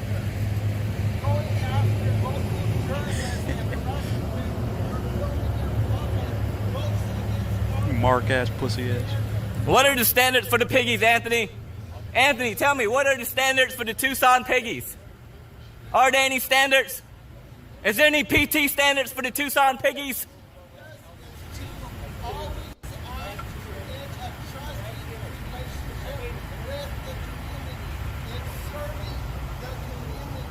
Now, is shining your flashlight on someone's crotch serving the community, Anthony? Is this the same guy, the other one? Ah, we watched this one. This one with music in it. Anthony, explain to me why this little piggy right here has his hand on his gun. What's up, Grey Walker? And why is this piggy over here out of shape, Anthony? We're watching this guy, he's And wrecking why cops is the with piggy in shit talking. charge have 8 other little piggies standing around? Anthony, explain that to me. There's a dude on the other side with a camera watching.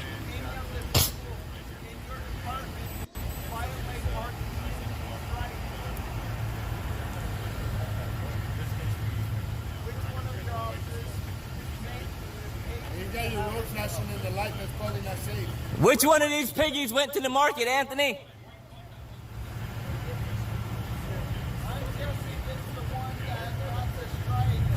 And which one of these little piggies stayed home, Anthony?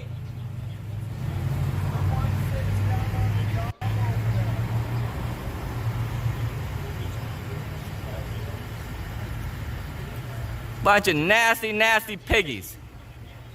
All right, does this pick As up you guys anywhere, are standing here, tell me, Does he get to talk to do you anyone? guys think you're still fulfilling some false sense of justice? You think you're still fulfilling justice? Sitting here watching me curse you out like an idiot, making fun of your weight, calling you nasty little piggies? Do you still think you're fulfilling justice, you nasty little piggies? Tell me.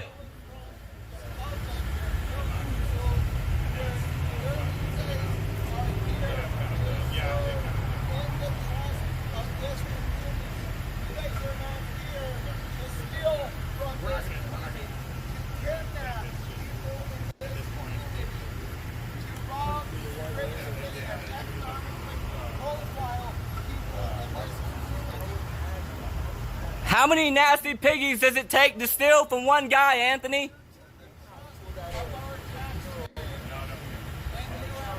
This nasty piggy just put her hand on her gun.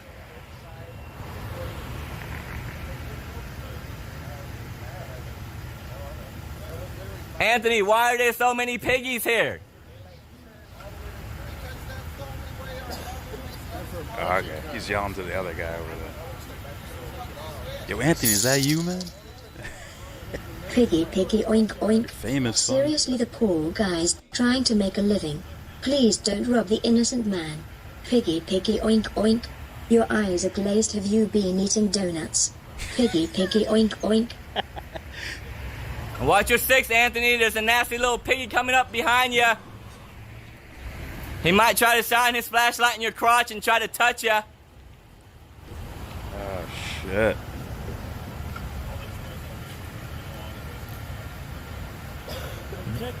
Guard your crotch, Anthony. Hey, we go get the six.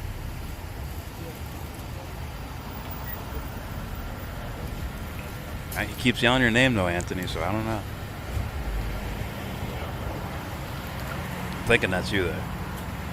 You live in a secret life we don't know about.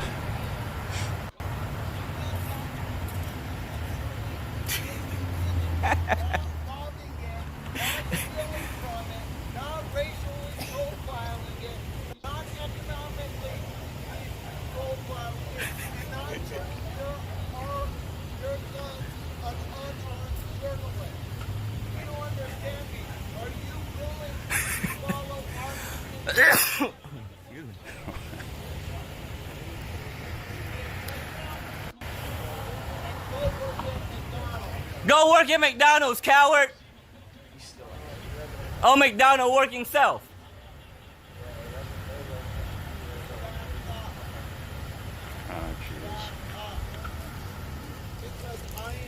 Nah, I should think of something else. Because he's your daddy, bitch. That's why. Oh, bitch ass dude. Get out of his face. Oh, bitch ass dude. Oh, escalating ass little dude. Get the fuck. Hey, Sergeant, get your dog. He came out here escalating. Get your dog back on a leash, Sergeant. Get your dog back on a leash. You're on a global spotlight, you dumbass. Get your dog on a leash. He's promoting his channel. Get your dog on a leash, Sarge. Get your dog on a leash. He's escalating the situation. He's escalating it. Nah, this guy's grabbing on. Oh, you gonna stand there and do nothing? You dumb bitch. You dumb bitch. I'm curious if it's just like your car's not inspected or you don't have insurance for it. They taking your car? They let him go into his car and grab his shit.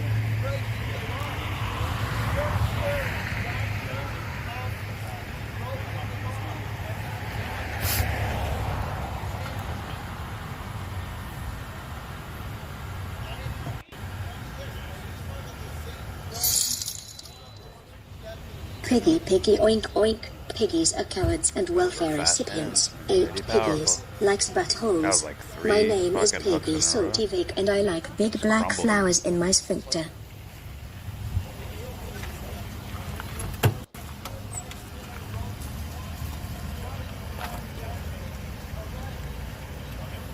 Dumbass dude here. Get your ass on. Get your ass on, dumbass dude. You done shit. Hey, you didn't do shit. How'd you feel about yourself? You didn't do a fucking thing today. You showed up and didn't do a fucking thing. Look at y'all dumbasses. Bunch of marked ass dudes.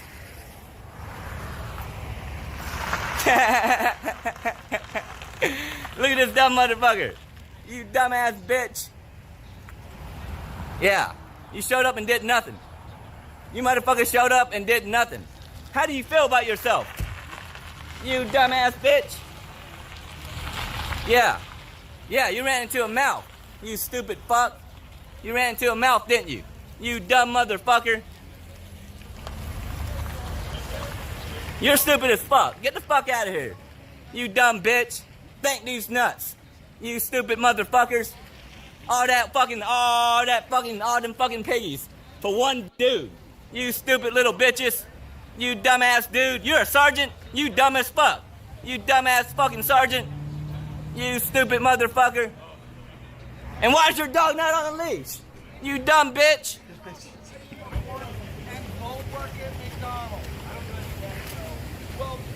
Go work at McDonald's, coward. Hey, coward. Coward. Go work at McDonald's. You dumb bitch.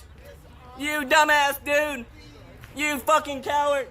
You fucking pussy. I know. You dumb motherfucker. Stop bullying people. You stupid bitch. Look at this guy walking up behind me. Your car's that way, Sarge. You stupid fuck. Stop walking up behind people. Get your hand off your gun when you're walking up behind people like that, Sarge. You violent fucking thug. You stupid bitch. Get all your fucking goons out of here, you stupid fuck. You dumb motherfucker. I can't believe I watched this whole thing, basically. Yeah. And when you get... I don't have a next video. I was semi-thinking while I was playing this, but... Let's see what's recommended.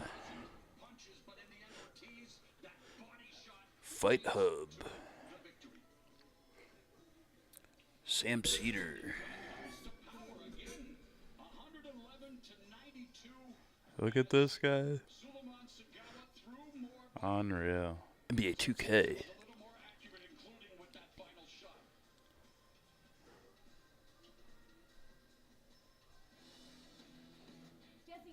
Here with DraftKings to celebrate the return of two boxing legends to the ring.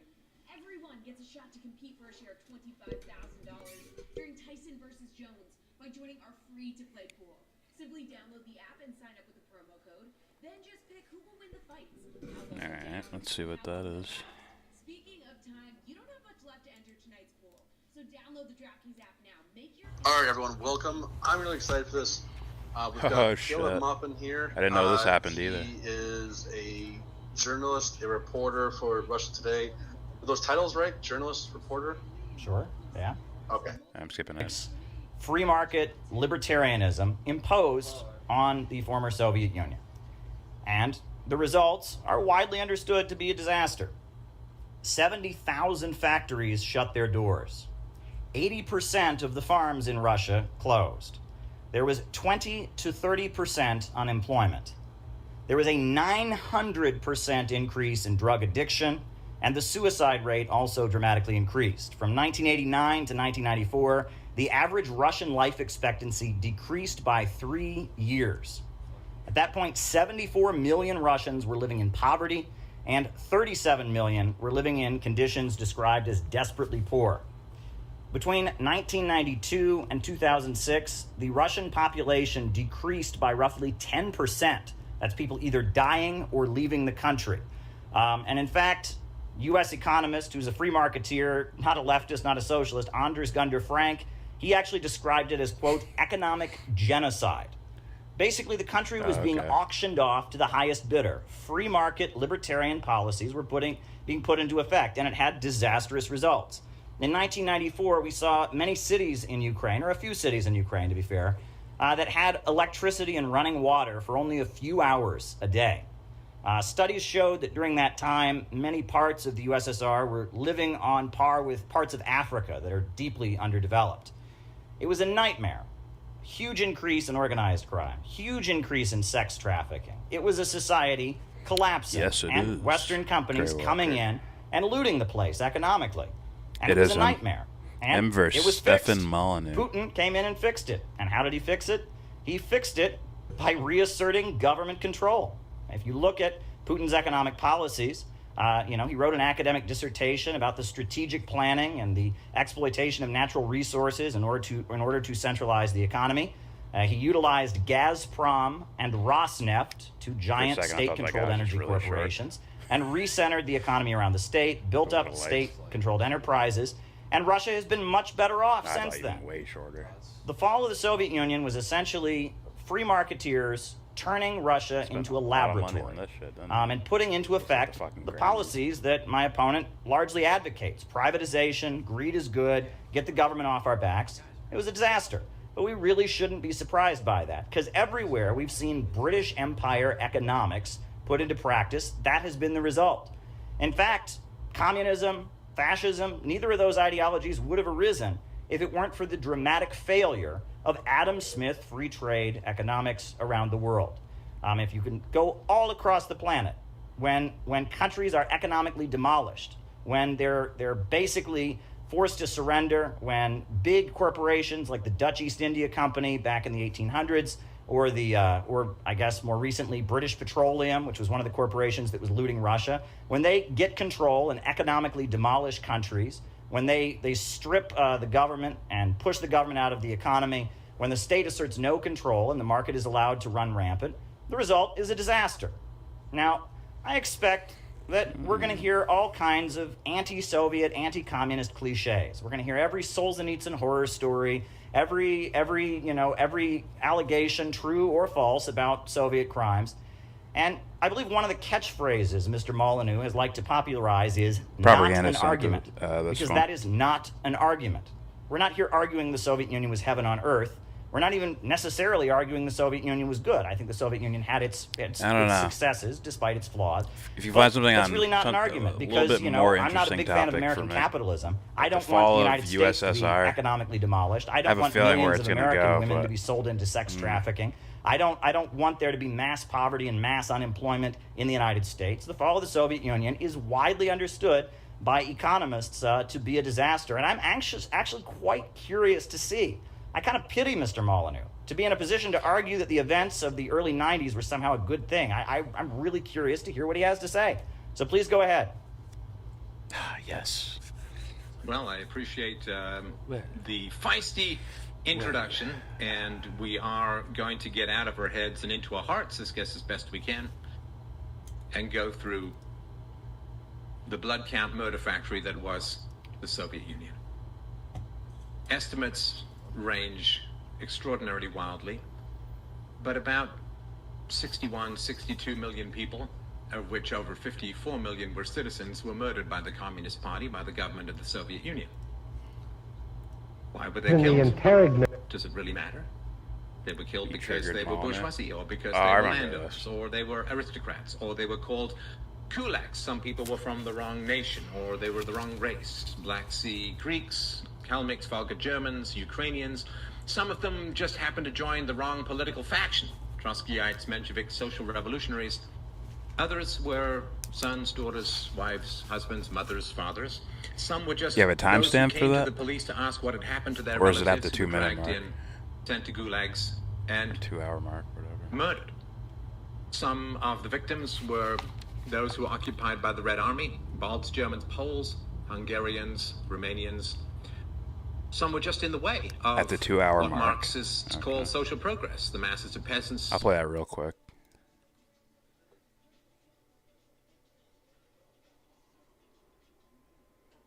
Oh, exactly 2 minutes. Agree that at least from my perspective, you're on the right, but I would just say that these people will argue that, you know, just the mere ideas are a threat to their life. And I don't think that you But quite you don't said agree that. with that, right? I do not. But I think that when you say the ideas of Marx are not, if this isn't a theoretical discussion. You might have lost me for a second there.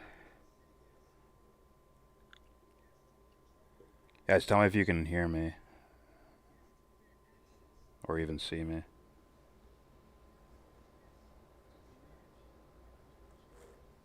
Now my OBS said it disconnected and then reconnected.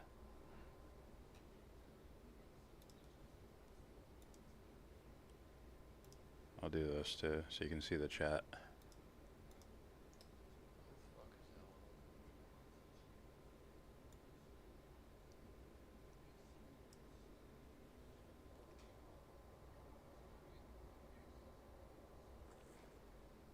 All right, cool.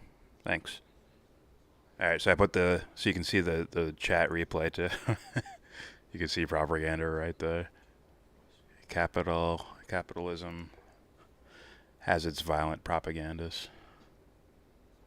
That's very much the same argument. In fact, almost identical. No, because I'm not calling for revolutionary terror. I'm not calling for the initiation of the use of force, and I'm not calling for entire classes of people to be wiped from the face of the fucking earth. Right. I'm opposed to all initiations of the use of force. So for people to feel threatened in some analogous way to Marxist ravings about destroying entire classes of people, which actually happened, the idea that this is equivalent is not the people morally who say sane. don't talk to him, he's, as far as I know, he's a fascist. Don't talk to him. Don't ever debate him. They're not arguing, oh, go kill him or anything. They're just saying, don't talk to him, because for them it's not theoretical, it's not academic. But I'm not a fascist, and I've opposed fascism. I've debated against fascists. I'm for the non-aggression principle and stateless society. I mean, this fascist label, this is what happens, right? As soon as you say violence is permitted against our enemies, we know historically, no human being can handle that kind of power, of the legitimized use of violence. So what happens is they say, well, we're only going to enact violence against Nazis and fascists and reactionaries, and the next thing you know, 100 million people have been labeled that way and they're gone from the face of the earth. That's the problem with this kind of unleashing the genie of violence. Well, I'll just say, look, I don't think you can make this extension from somebody having ideas you strongly disagree with, and then to all the way to therefore they are identical to, and there's a slippery slope towards some sort of fascist, violent movement that someone might say about you. And I also would say, say they have you express ideas people really strongly are in disagreement with, but that doesn't mean that you're actually a threat to their life and limb. I would just also say the fact that I think Marx is right doesn't make me or people who like me a threat to you. And I would encourage people to check out Marx for themselves, read Communist Manifesto and read the Capital Volume 1, 2, and 3, or read the German Ideology. German Ideology is a great book. And figure out, does it make sense? Or is it a violent reactionary or a violent communist call to kill all the bad people? I don't think it is. Well, there are people actually in your chat who want me thrown in jail. There are people who are calling me a CIA violent goon. Yeah, this is a very real thing. It's a very real thing that as soon as you start to say that violence in the pursuit of utopia is great, suddenly everyone is an enemy who opposes you, and it's... How the fuck do you do that? How do you get into, like, I think it was Jimmy Dore, probably some other spots too, where somehow you get their attention and they read your shit. I tweeted at this dude many times in a short period of time, and he responded by saying, well, read my book. Yeah, I know. And then his little fuckboys all came out of the fucking sewers to why are you ankle biting or whatever the fuck they called it, whatever. And I just, wrecked them and moved on. He says, read my book. Hey, Stefan. By Hey. read my book, I mean go buy it. Go buy my book. You want my arguments? Buy it. And then I can call you, right? We can talk about it? Yeah. Now, Scuffed is kind of right about that. I agree with you for the most part, because, yeah, he's looking for.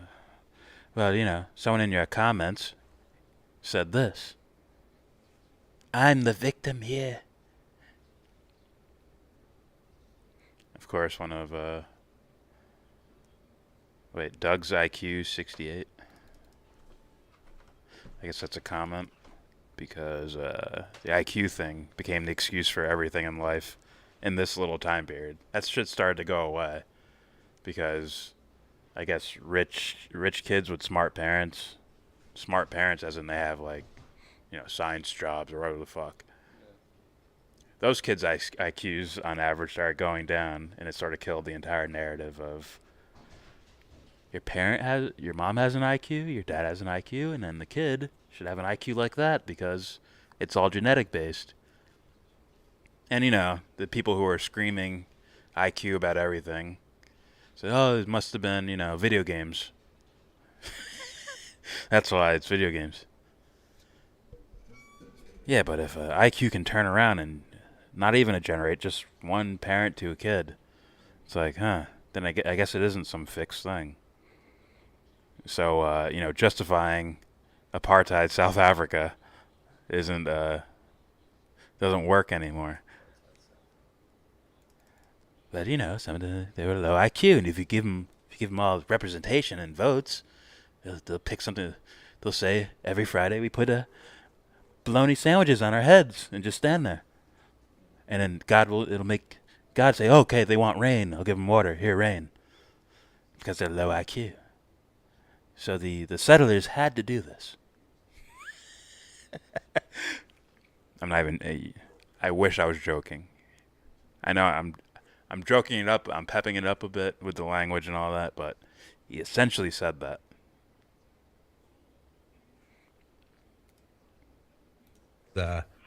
Here's what I found right away in the chat. So I'm not sure if that's one of my people or yours, saying I have an IQ of 68. But listen, I I'm going to end the broadcast. Low here. IQ. But hang around. We'll say goodbye to each other, and then and thank you for having the debate. Thank you.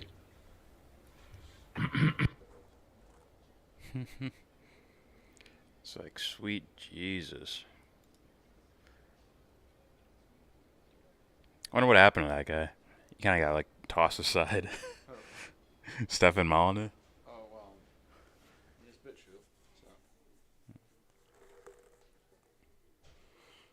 Wonder what he's saying over there without worrying about restrictions. I am curious. You only gave me 50 cents? Is that all I mean to you? I'm giving you my labor and you're paying me nothing. Your channel call himself Stephen Mullen. Yeah. Mullen X.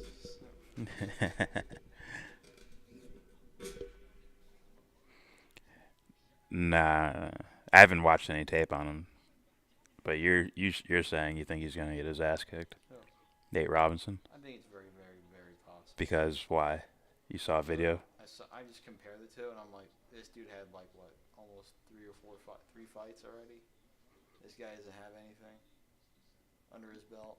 Yeah, but have you seen him? Like hitting pads and shit. Yeah. How about sparring? Not really. That's where the tell would come in. Yeah, but then I see other dude, and I'm like, Unless they're that bad at just hitting pads. Just looks more polished. Okay.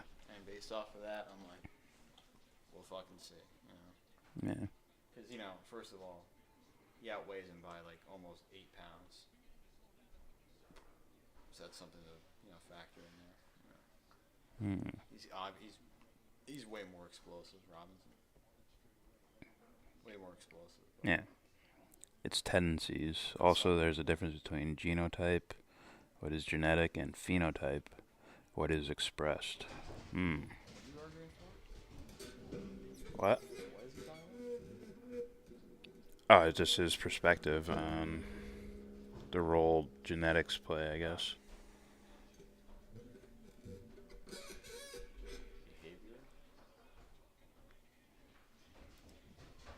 Let's see, Propaganda put down another video. So if you guys... What is this? This isn't strengthening your arguments. Destiny debates socialism, featuring Caleb Maupin. Let's watch, Did he title it so that it's like I'm the winner before we even watch it? Let's watch Ryan Dawson debates Destiny. Let's watch that. Alright, I'll both ready to go.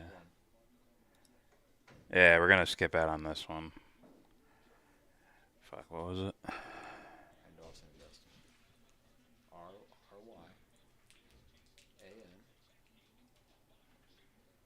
space BAW.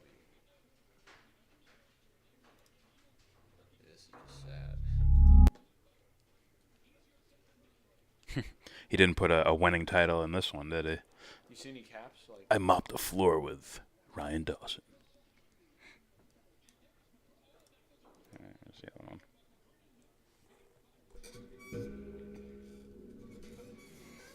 Alright, you guys tell me. What do you want to see? You want to see Destiny versus Caleb Maupin, or Destiny versus Ryan Dawson?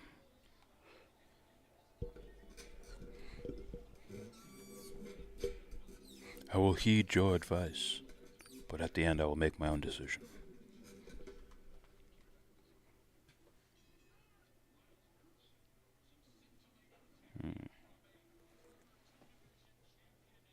So this is the thing that they're basically gonna base their league off of. what? Oh, this is Fighters that are like retired. called Legends. But League, they, I'm like, yeah. And that's what this is like a setup you know for. the rules? No. It's 8 rounds. No knockdowns allowed. No knockouts are allowed. I don't know what the fuck that means. And any cuts, it's over. Cuts? Cuts, which means anything. What about concussions? Anything here, anything there, even there, it's over. Wow. Even here, over. Any cuts. That's weird. Imagine they're just like this. They're like, get our fucking way. Tiny referee. They just keep boxing and shit. And there's no knockouts? No knockouts are allowed. I have no idea what that means. I guess I would assume it means you have to verbally tap in order for the fight to end. That doesn't make sense because if you're trying to, if the idea, right, if you have no cuts, like any cuts, the fight's over. It's like, oh, so you're trying to protect these dudes if they're older. I get it, but what if no knockouts are allowed? What does that mean? Even cuts wouldn't be a protection, right? The point is, it's more of a aesthetic protection. We don't want you to look bad. Well, you don't want. It's the perception, yeah. So these 50-year-olds are getting fucked up in the ring. Oh. And they have to go to some sort of commission to even put these fights on. Yeah. And there has to be some sort of regulated rules. To be fair, you know, if Tyson starts his own app and he just does fights like at some like disclosed location and shit. Yeah. They could do that. Anthony's saying Dawson. They can do whatever the fuck he wants. Caleb does bad in this debate. Danny said, I guess you just watched this. Scuff says a little of both. Destiny likes tiny dicks.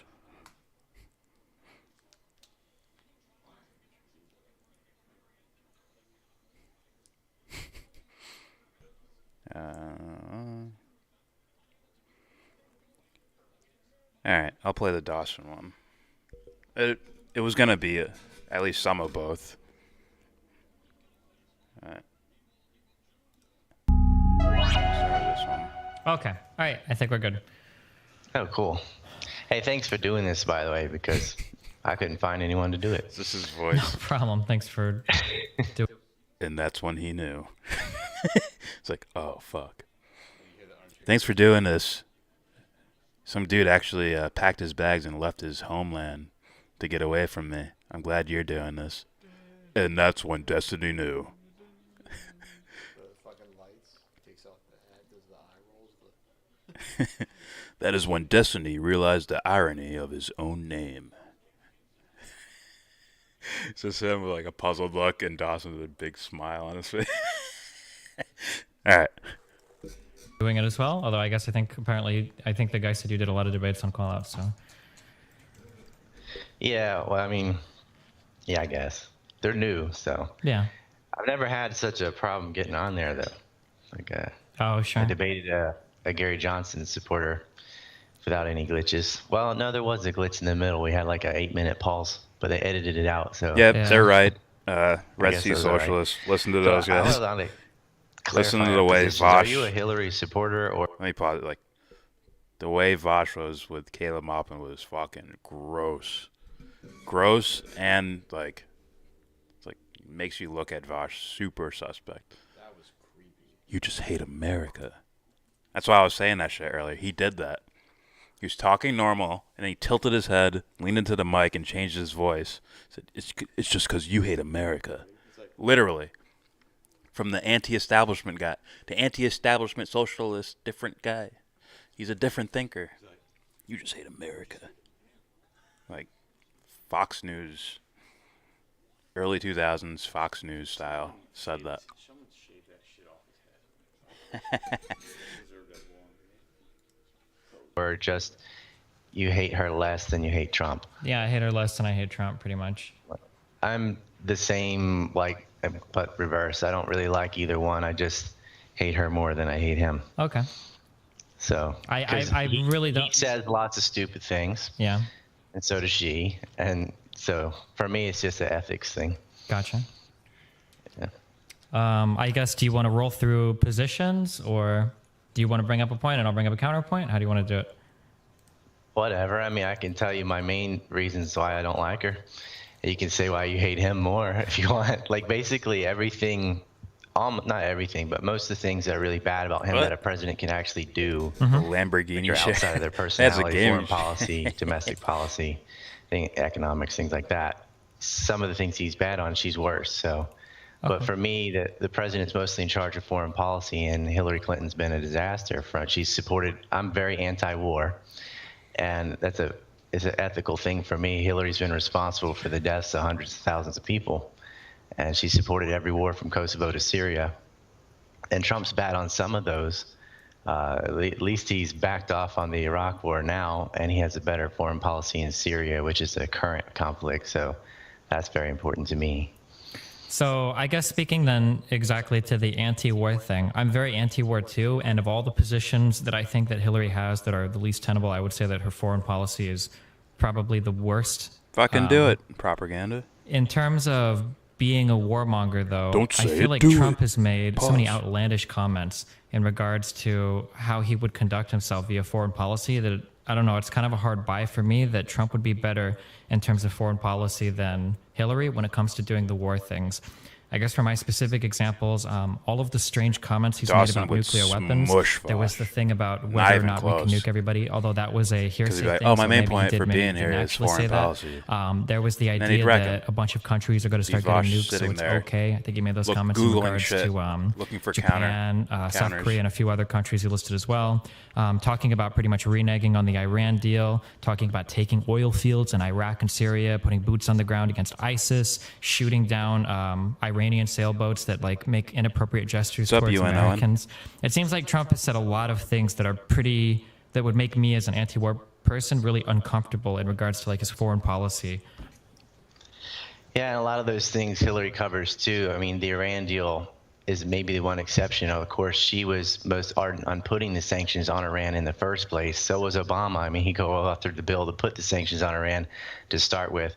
Then the pressure from the military-industrial complex has basically said, look, we're using the Iranian threat as an excuse to put our ballistic missile defense shields in Poland and Romania, which are aimed at Russia, but they say for the Iranian threat. So that came about not from the U.S., but from pressure from Europe and Asia because they needed the oil and gas from Iran.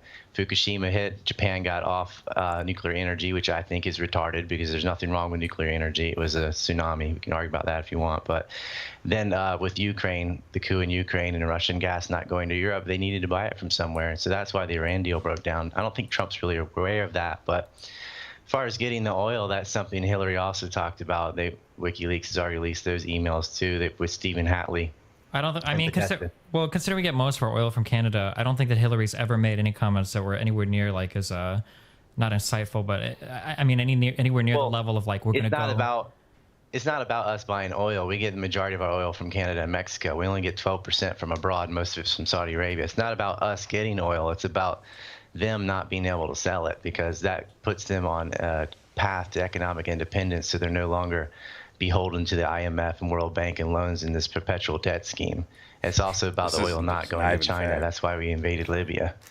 Because after the Egyptian revolution, they reopened the Suez Canal to Libyan and Iranian ships, and Gaddafi made about $22 billion contracts in oil with China, so Europe invaded.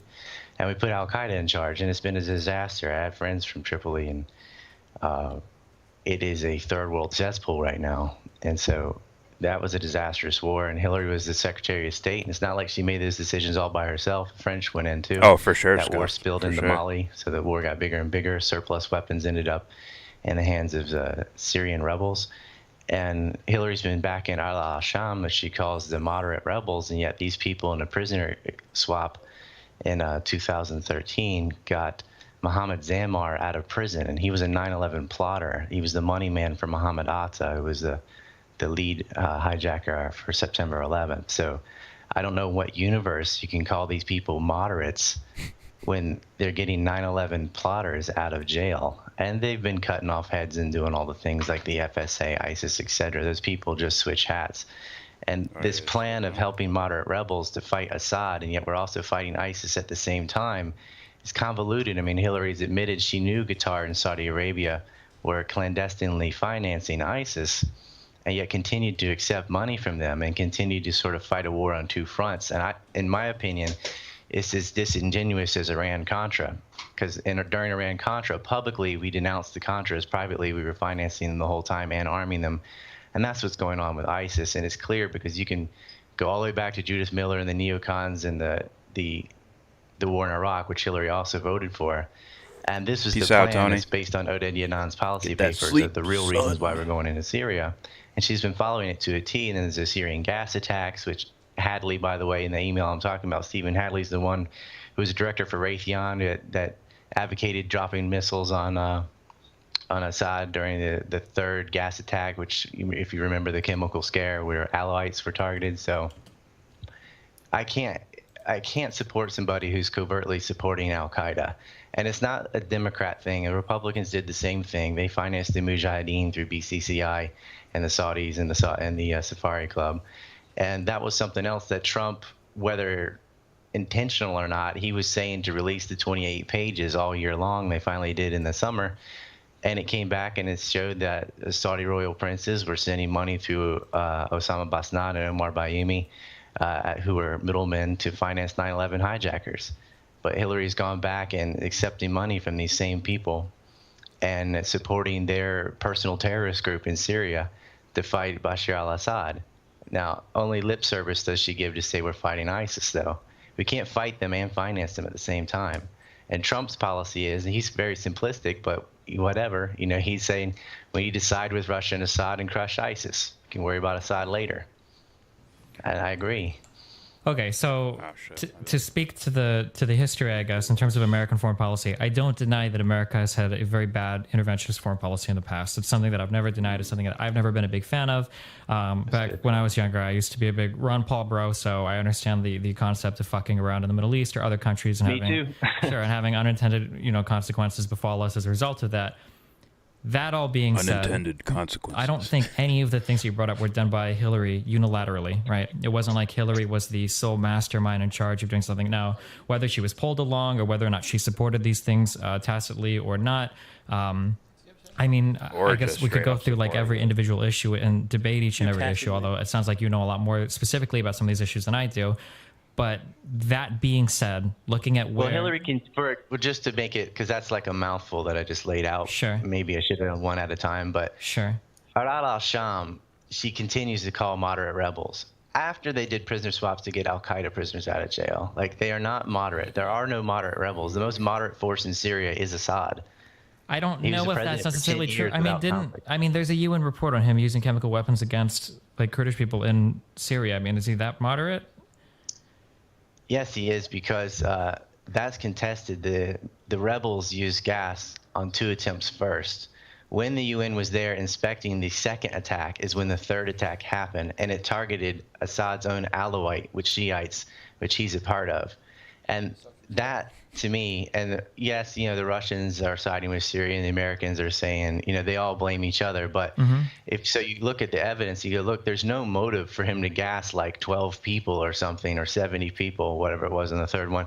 It doesn't move the meter in the war whatsoever. Yeah. It's just shooting yourself in the foot to use chemical weapons on some minor little attack like that on the same day the UN is there inspecting them. And then we found videos of the rebel groups with the gas with Turkish labels written on them. It's written in Turkish. My former boss worked for the FBI as a translator. She was Turkish, Farsi, and Azerbaijani. And so I checked this out with her, and they were killing rabbits. They were having these dead rabbits. They were using the gas, bragging about it. There's stupid music, la la la la la stuff. Most likely they used the gas. They said the same things about Saddam Hussein too, and it just wasn't true. I don't think it's that surprising that any country would try to paint their enemies in a negative light and their allies in a positive light, right? I'm not going to make the argument that the FSA is some bastion of free speech or some bastion of, secular values in the Middle East that are trying to establish a democratic regime that everybody in the West would be proud of. I'm not making those arguments. But it's not that surprising to me that people would try to paint them in a positive light. There's a ton of propaganda that gets thrown around one way or another. I'm familiar with the UN report saying that Assad did use chemical warfare against people. Now, you say it's fake. It might be, but I don't actually know if that's true or not. Not fake. People were gassed. It just wasn't by Assad. There's no motive or evidence for it. They pinned it on him. But this is what they do. The UN had Resolution 1441 about weapons of mass destruction in Iraq, and they had several things: the aluminum tubes myth, there was the anthrax myth, VX gas myth, the Niger forgeries about oxidized uranium. None of them were true. They came stovepiped by the Office of Special Plans by people like David Wormser and Paul Wolfowitz and Douglas Feith and Richard Pearl, these Republican neocons. And it was one lie after another. And it's these same factions that are, blowing the trumpets about Assad. And Bashar al-Assad was the president for 10 years, almost 11 years, before there were any conflict. And his vice president's a woman. He's very secular. And his, basically the Sunnis are the majority, and he has all these minorities, Druze, Christians, and whatever, in one group. And so as a coalition, they stand up against the Sunnis. This Wahhabi faction of Sunni Islam, that's ISIS, the FSA, etc., and they're foreign mercenaries. And their weapons aren't even their own. I mean, Obama sent the non-lethal aid package. I'm sure you've seen ISIS driving around on these Toyota Hilux trucks, all with brand new paint and everything. They came through Croatia to Turkey and then down to the FSA. But it's ISIS that ends up with them. We're always accidentally giving them weapons. That's the plausible deniability. That's why I see it the same way as Iran-Contra. And I correctly predicted Iran-Contra as a child. And I've been right on Iraq, and I've been right on Syria, too.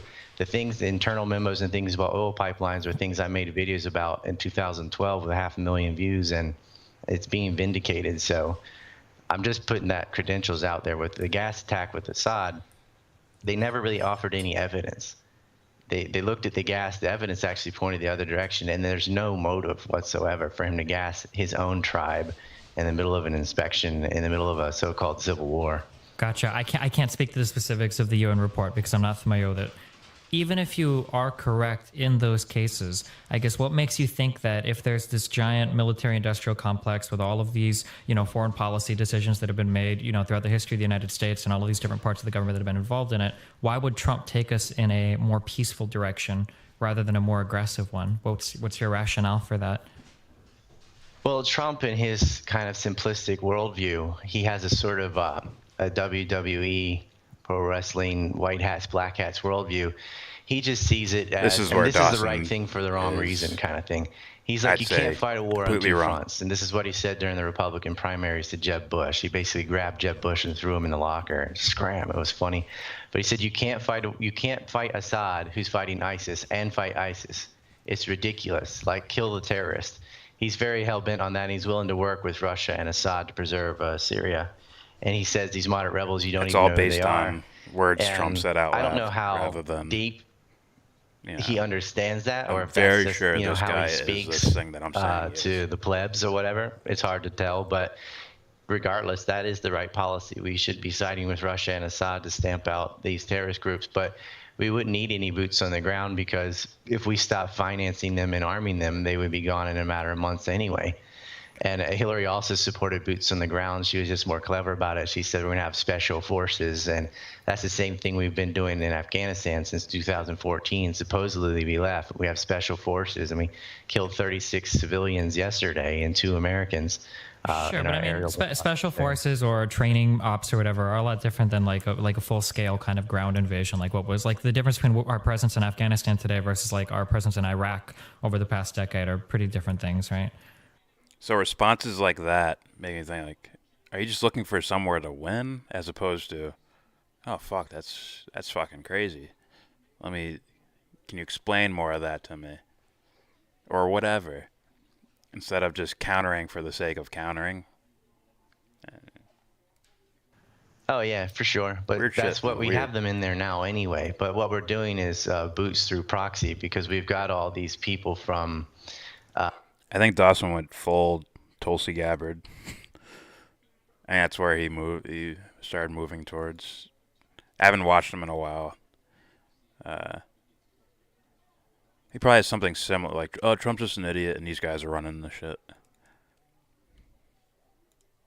Libya and all these Takfiri fighters and Saudis, Qataris, all these foreign fighters. Kosovo, too. One of the ISIS commanders is a Kosovar, and he was trained in a Saudi madras school right across the street from Bill Clinton's statue in Kosovo. Bill Clinton's there from that pointless endeavor. I don't know if Destiny's a bad guy or whatever. So a lot of these foreign mercenaries are coming from these schools. There are a network of schools that Saudi Arabia has put like all around the entire Middle East where they preach this dumbass Salafist Wahhabi Islam. And in our own DIA reports, and Michael Flynn talks about I guess this will get more general, views, whatever. They admitted that the U.S. was creating a Salafist principality, and that was but then I just saw some intended videos goal recommended was to that create were, ISIS. They were calling them ISIL at the time, but same thing. What's the word? To create a Salafist Gimmicky principality looking. to fight Bashar al-Assad. And furthermore, Hillary's own emails also admitted that this was the goal to topple Assad because that's what the Israelis wanted. What are the odds? And, you know, Israel has Tyson's a big at a lobby in the United minus States. 100. Syria doesn't.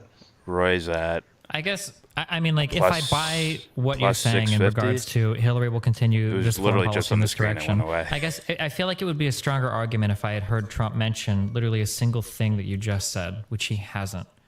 Well, Right he there. did in the Republican primaries. That's what he Wait, was saying. Mentioned what?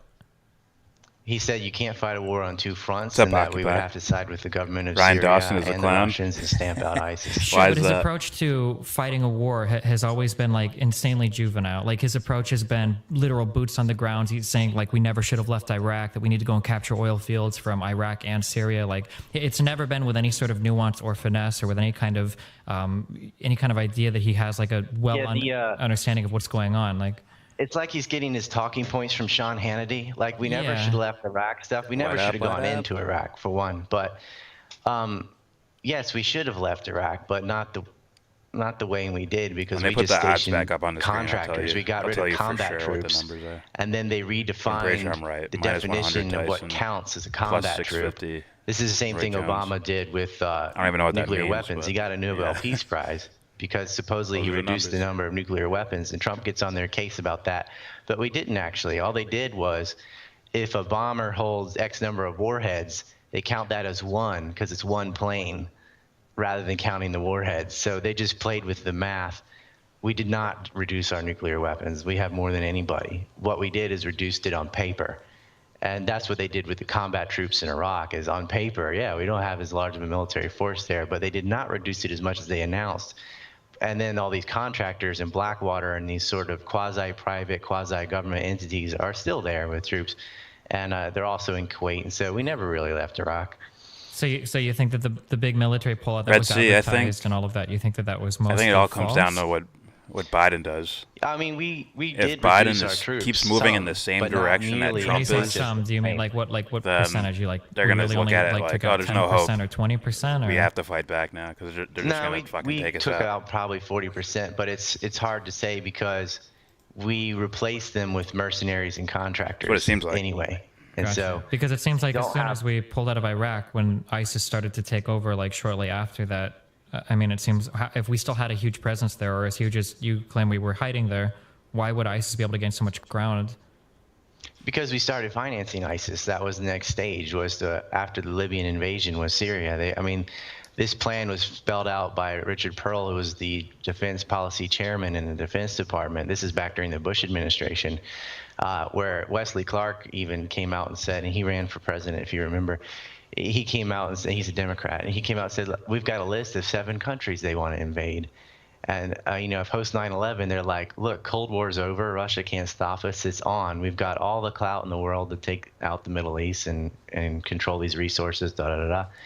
And Syria and Libya were both part of that list. And prior to that, there's the Oded Yanan plan from the Israeli strategist that was translated in English. And there's the Clean Break Papers, also by Richard Pearl. This is the architect of this whole thing. Stating the need and reasons why the U.S. would when I invade say Syria and idiot, how they I could don't use mean proxy their forces. And their that's exactly aptitude what we've done. or their, Like, they their literally capacity wrote it down for Mein Kampf style before remembering they did it. information and I guess again, saying it out loud. Because or, I can't speak to even the depth of logically knowledge that you piecing have things about these together. particular things.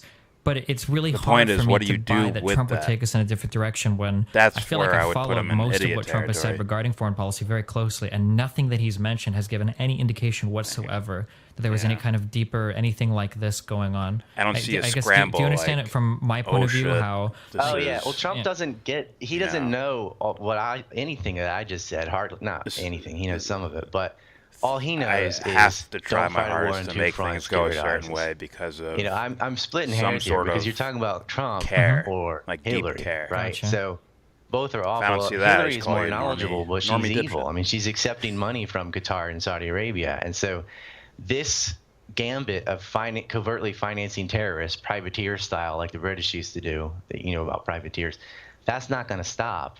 So after Syria, it's going to be Lebanon, and so on. And I just want this death machine over.